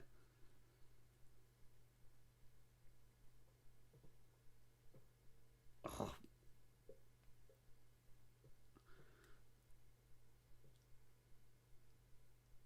Pac's got a cope in a crucifix style position there.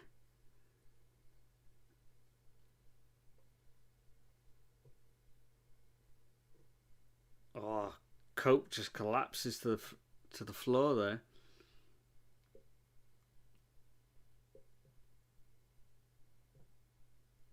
Yeah, you're probably right, Nick. I think that will happen. You'll lift up a mask, a Sting mask, and it'll actually be Sting underneath. Homage to the strange TNA angle that they once did.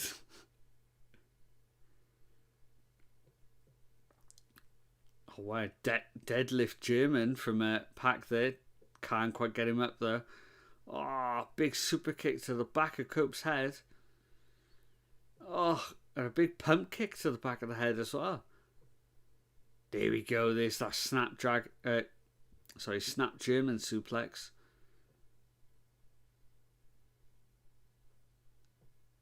Strange TNA ankles covers a lot. My God, yeah, it does. Yes, it does.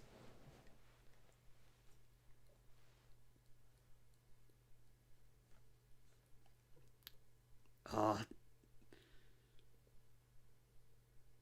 Brutalizer is locked in.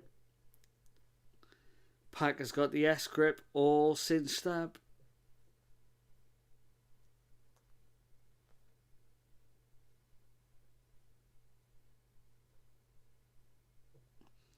Cope's going to try and power up here. He does. And he's able to stand up as well.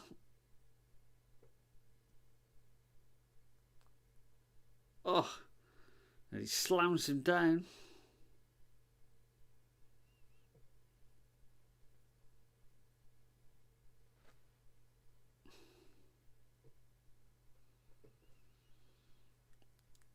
Cope tried to pull himself up in the corner. I think he's going to look for the spear here. Oh, there it is. Spear, but to the back.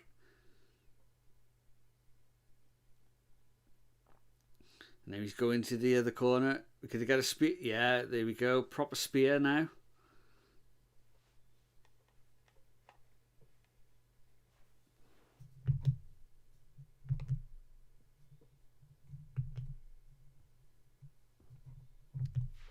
Yeah, we're at 3 stars for this match. That makes sense.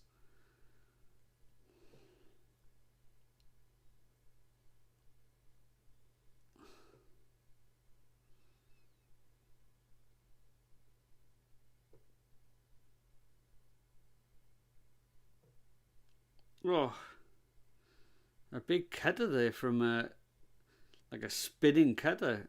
Yeah, almost like a TKO cutter. Oh, and he got it. Got the win. Weird ending there, but yeah, another good match. Maybe they run out of time because it's 3 o'clock now. So it's hit the hour.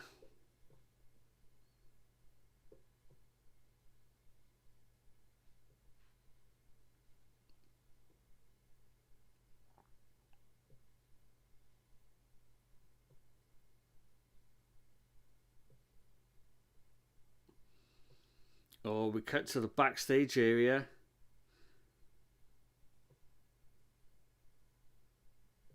Oh, Death Riders attacking the Rock and Roll Express in the back. Looks like they've attacked FTR as well.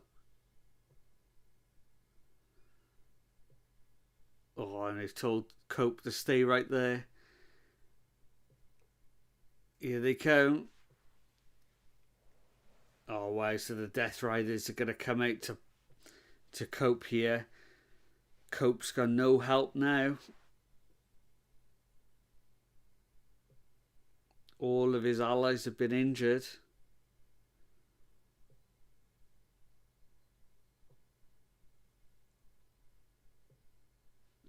Death Riders must hate tag wrestling. They sure do. Just taking out all the legendary teams here. Can anybody make the save here?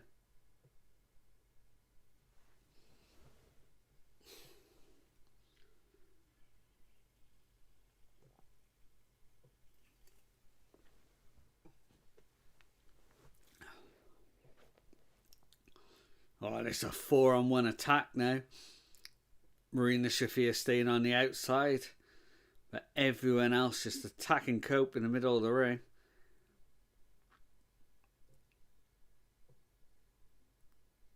Oh, Jay White's music.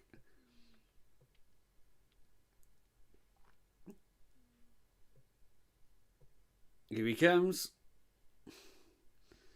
It's a Switchblade making the save. Oh, he's tipped Claudio into the crowd. He's taken out Wheeler Yuta. Oh, he's thrown Pac to the outside as well. Ah, but Moxley caught him. Oh, no. Oh, yeah, because Wheeler Yuta, though, making the save. A low blow. Now Marina Shafir's in the ring. Ah, she's laying in the buttes as well onto Jay White.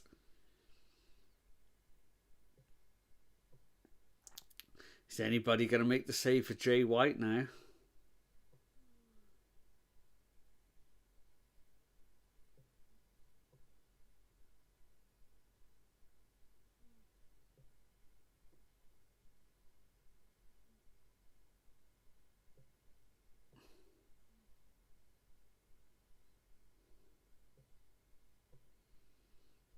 Oh, Bulldog choke from John Moxley. Onto Cope. He's going to put him to sleep.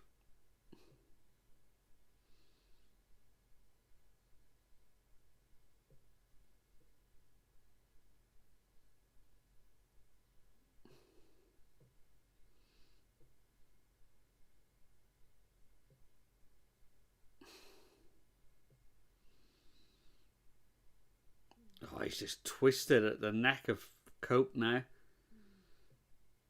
Throws him down. And they're leaving the ring now. Cope and Jay White are just laying prone on the mat. And the Death Riders are making their exit. And there's the trademark sign. What a really good episode of Dynamite. Well, that is definitely the best Dynamite of the year. That's probably the best Dynamite for a long time, I would have thought. Yeah, the opening segment was brilliant. All the matches were great. We got more build for the feuds between Jeff Jarrett and MJF. We got a crossover with MJF and Hangman. Then we got Hangman talking to Christopher Daniels. So we got a spin on that. Powerhouse Hobbs setting up a match for Saturday. You know, it had loads going on tonight. We obviously got the match, the big tag team match that we knew was coming for Grand Slam. Yeah, brilliant episode. Well, there we go, guys. Thank you for sticking with us for this another stream of AEW Dynamite. We will be back. Oh, of course, yeah, before we go, Nick, new tag team champs. I forgot even to mention that. Yeah, and it was a really good match as well. Yeah, new tag team champs. The Hurt Syndicate looking really strong. I don't know where they're going to go from here, though. I don't know who they're possibly going to take on next. I don't really know who the big tag teams are that they're going to go against, but yeah, I think they needed to get the titles off Private Party. It wasn't quite clicking there. And then obviously we had the women's match as well, which was great. But yeah, thanks for sticking with us tonight. I don't know if I'll be back for SmackDown. I'm not sure about that event. But yeah, we'll be back for Saturday night's main event. Maybe I'll have Collision playing in the background as well. Maybe on mute and then keep 2 screens up so I can kind of see what's happening on both shows. That'd be kind of cool. But yeah, have a good night. And guys, hopefully we'll see you for another video soon. See ya.